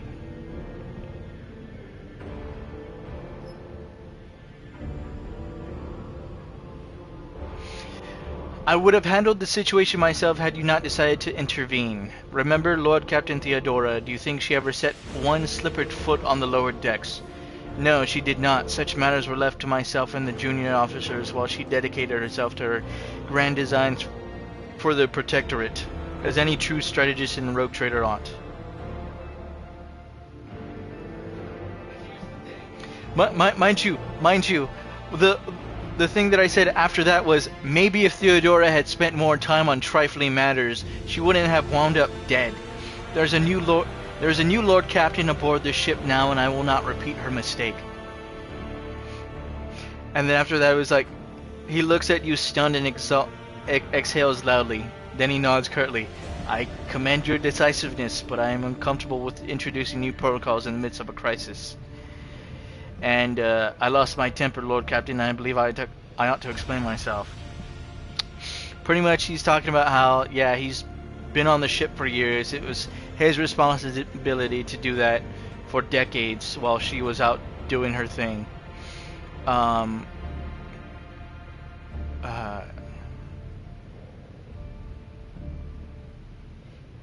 He goes, one of the senior officers betrayed us all, the rogue trader was killed, and who knows what's happening on the planets. I tell you this honestly without fear of appearing weak. All this has come as a grievous blow to me. I am not panicking or grieving because I cannot allow myself to do so. I am duty bound to aid the new rogue trader, to aid you to find your footing as quickly as possible. And to do that, I must insulate you from problems that in the past have been dealt with by tried and tested procedures, set out in the ship's regulations, procedures that were established long ago and have functioned smoothly for decades, cannot suddenly be deemed excess to requirements. So I have about 5 things that I can respond to that with. I'll go from top to bottom. Theodora trusted in established procedures, and she died.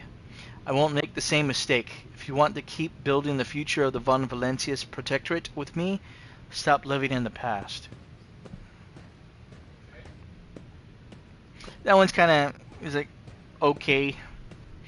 2, I understand, but you need to learn how to respect me as your Lord Captain and Rogue Trader.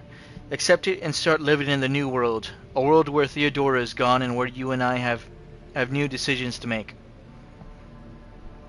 That one I like a little bit better. 3, the prosperity of the Von Valencius Protectorate is just as important to me. You're the only person who has comprehensive knowledge of how things are run on this ship. I think in the future I will follow your recommendations. Like, I wouldn't mind that. It's yeah, it's just, you know. 4, I value what Theodora created, and I trust that this situation is an aberration in the ship's otherwise smooth operation. Since the established procedures are working, I see no reason to change them. Yeah.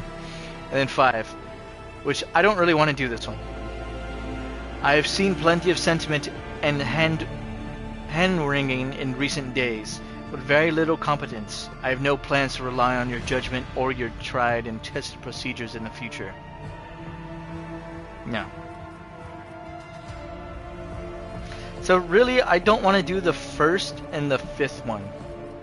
I'm fine with 2, 3, and 4.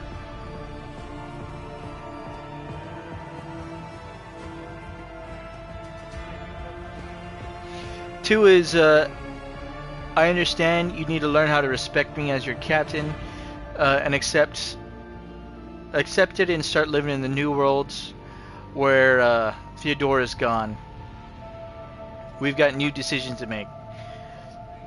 3, you're the only person who has comprehensive knowledge of how things are run. I think in the future I'll follow your recommendations. And then 4 is, I value what Theodora created, and I trust that pretty much what happens is unusual in the otherwise, you know, smooth sailing. Since the established procedures are working, I see no reason to change them. I like 2 and 4. You like 2 and 4? Only because the fact that Homeboy, he's not holding shit down, and the way they were doing it in the past isn't working. You know what I mean? So then 2. But at the same time, I could see 4 because, yeah, it might have been just a fluke that this shit happened. Yeah. So, you know, why walk the boat when you don't have to? Yeah. Because, yeah, I mean, the whole beginning of the game is essentially the Spy Master probably messed around with some demons. Was probably working with some demons or some cultists somehow. And rallied up some cultists, which, mind you, the Spy Master's not dead. He ran away. And mind you, since I haven't landed on anywhere yet, and it's a big ass ship, he went into hiding. So he's still on the ship. Possibly, because there was a he possibly could be on the ship, but after that whole thing happened, they did say that there was a escape pod that went missing. So it could possibly be that he escaped, that he left the ship. But there's also a possibility that there's still cultists or that he's still on the ship.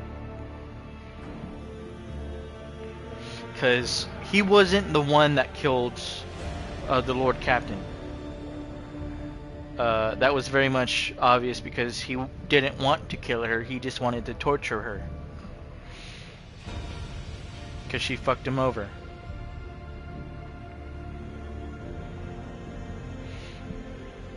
So yeah, I'm not sure what. I'm debating on whether or not to do 2 or 4. Yeah. Let's see. I see no reason to change them or.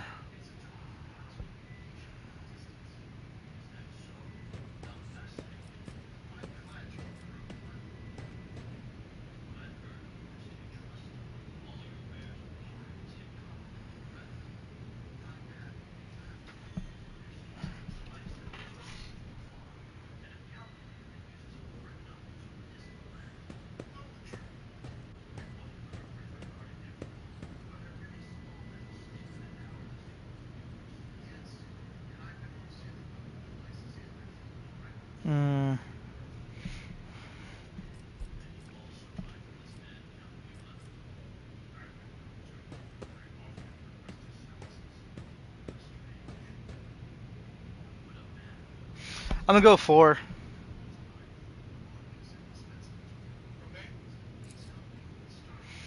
Abelard dips his head in a sign of assent. The shadow of incredible strain, which evidently had been wearing on him for some time, finally lifts from his face. I'm glad you see the value in the foundation laid down by your illustrious predecessor. Why fix what isn't broken? As for me, I shall endeavor not to cause you any further consternation, Lord Captain. Now, please let us leave the lower decks. If the Rogue Trader desires to stretch his legs, there are far more suitable places.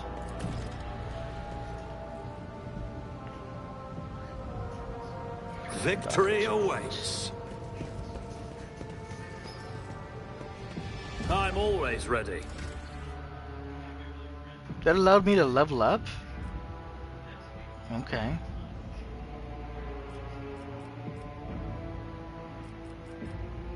I'm not Abelard.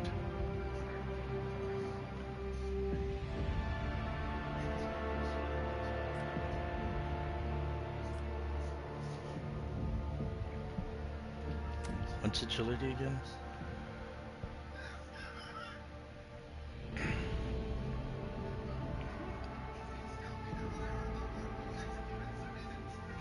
Oh. Strength.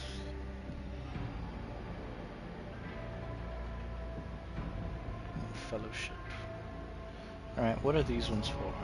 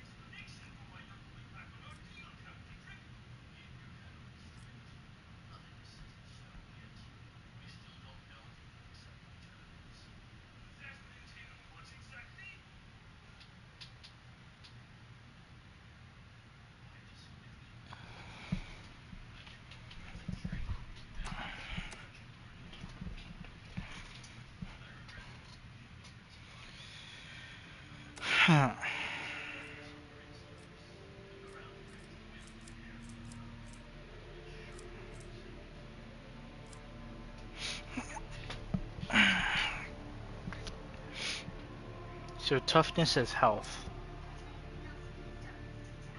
I got 40.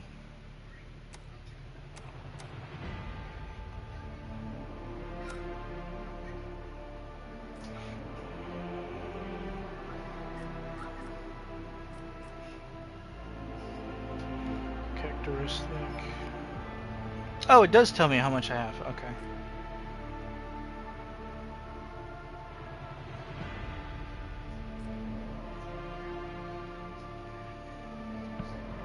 I'm gonna do strength.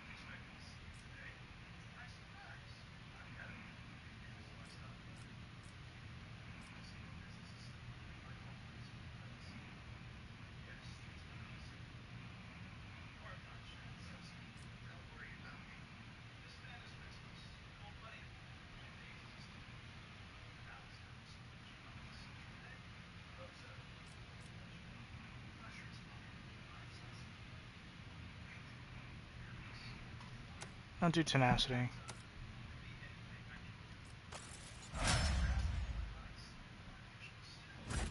I tire. What advice do you seek?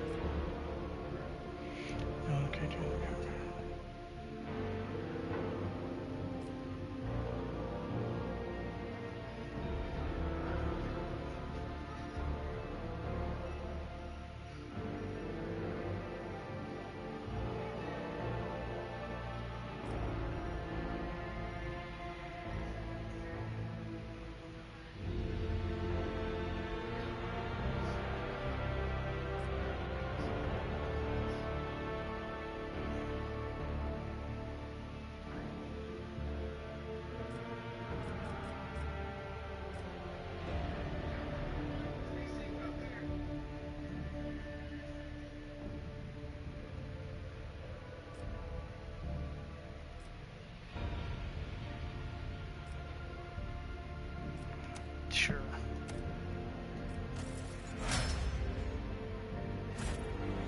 None shall We stand are the in my way. spearhead of the Imperium.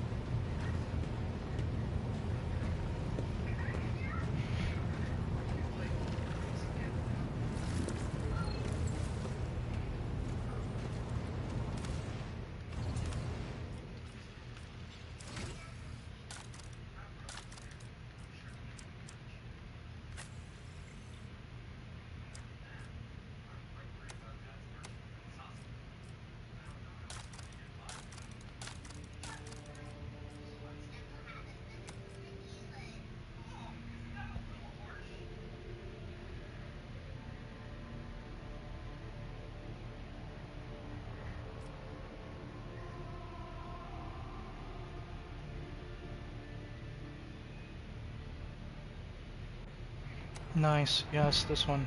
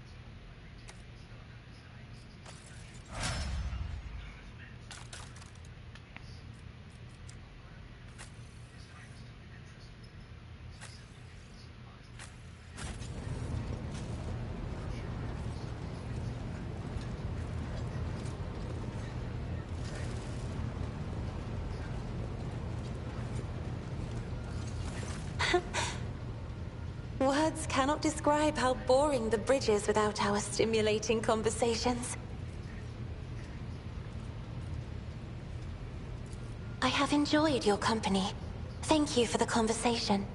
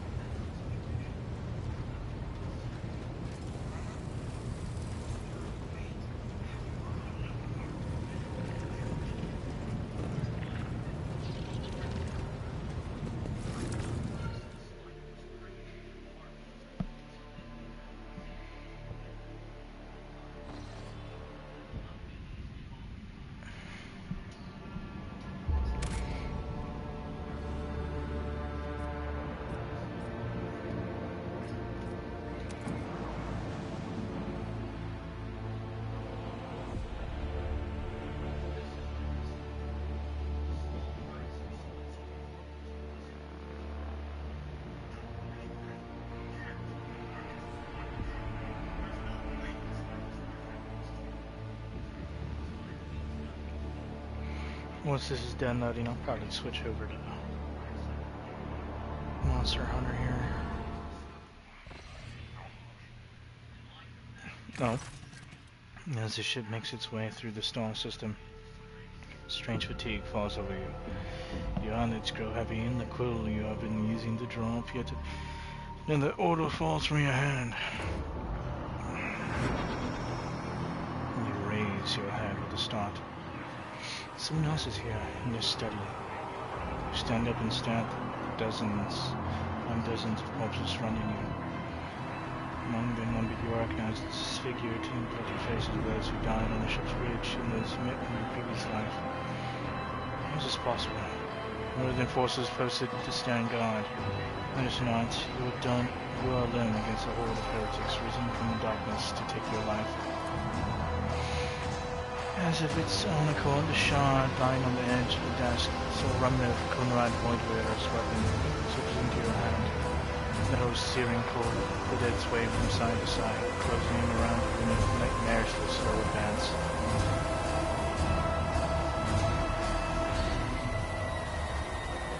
Yeah, before the trailer, the light's going to me. All you hear in response to this intelligent voices, whispers, moans, and derisive laughter, anger ignites your chest. You clutch the shard, which red and instantly bites into your palm with its sharp edge. An unbig flame light floods with everything around. Now that you find yourself surrounded by glowing lights, bodies shivering in your mere presence, your hands and the shard, majestic and intricate, skillful crafts.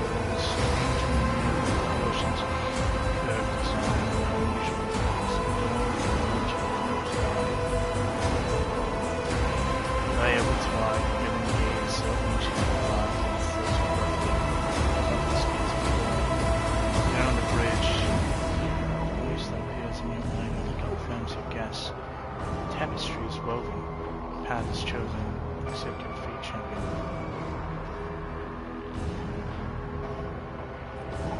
Threw the demon blade away. Never. Your body refuses to obey your mind. The handle feels as if it has become one with your hands. The gaze of the demonic eyes sets your very soul ablaze. Resisting your fate is futile. Scream as you feel your soul burn away to ash. Waking from the vision, kneeling next to your desk, clothes drenched in sweat and with a sour taste on your tongue. Your head is ringing, you struggle to recall those faces and the image of the sword in your hands. One of the deep cuts on your palm and the bloodied shard lying on the floor remind you of what just transpired. You'd rather die than touch that thing again, so you reach a shaking hand for your box and call for a servitor.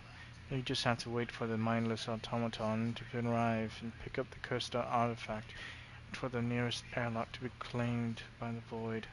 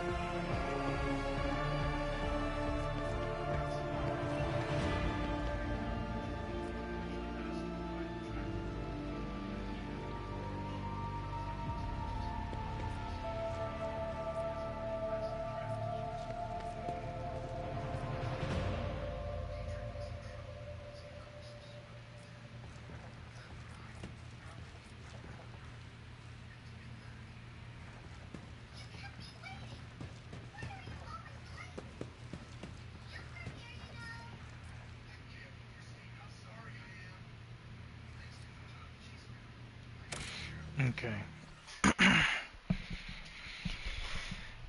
Alright, I'm done for the night.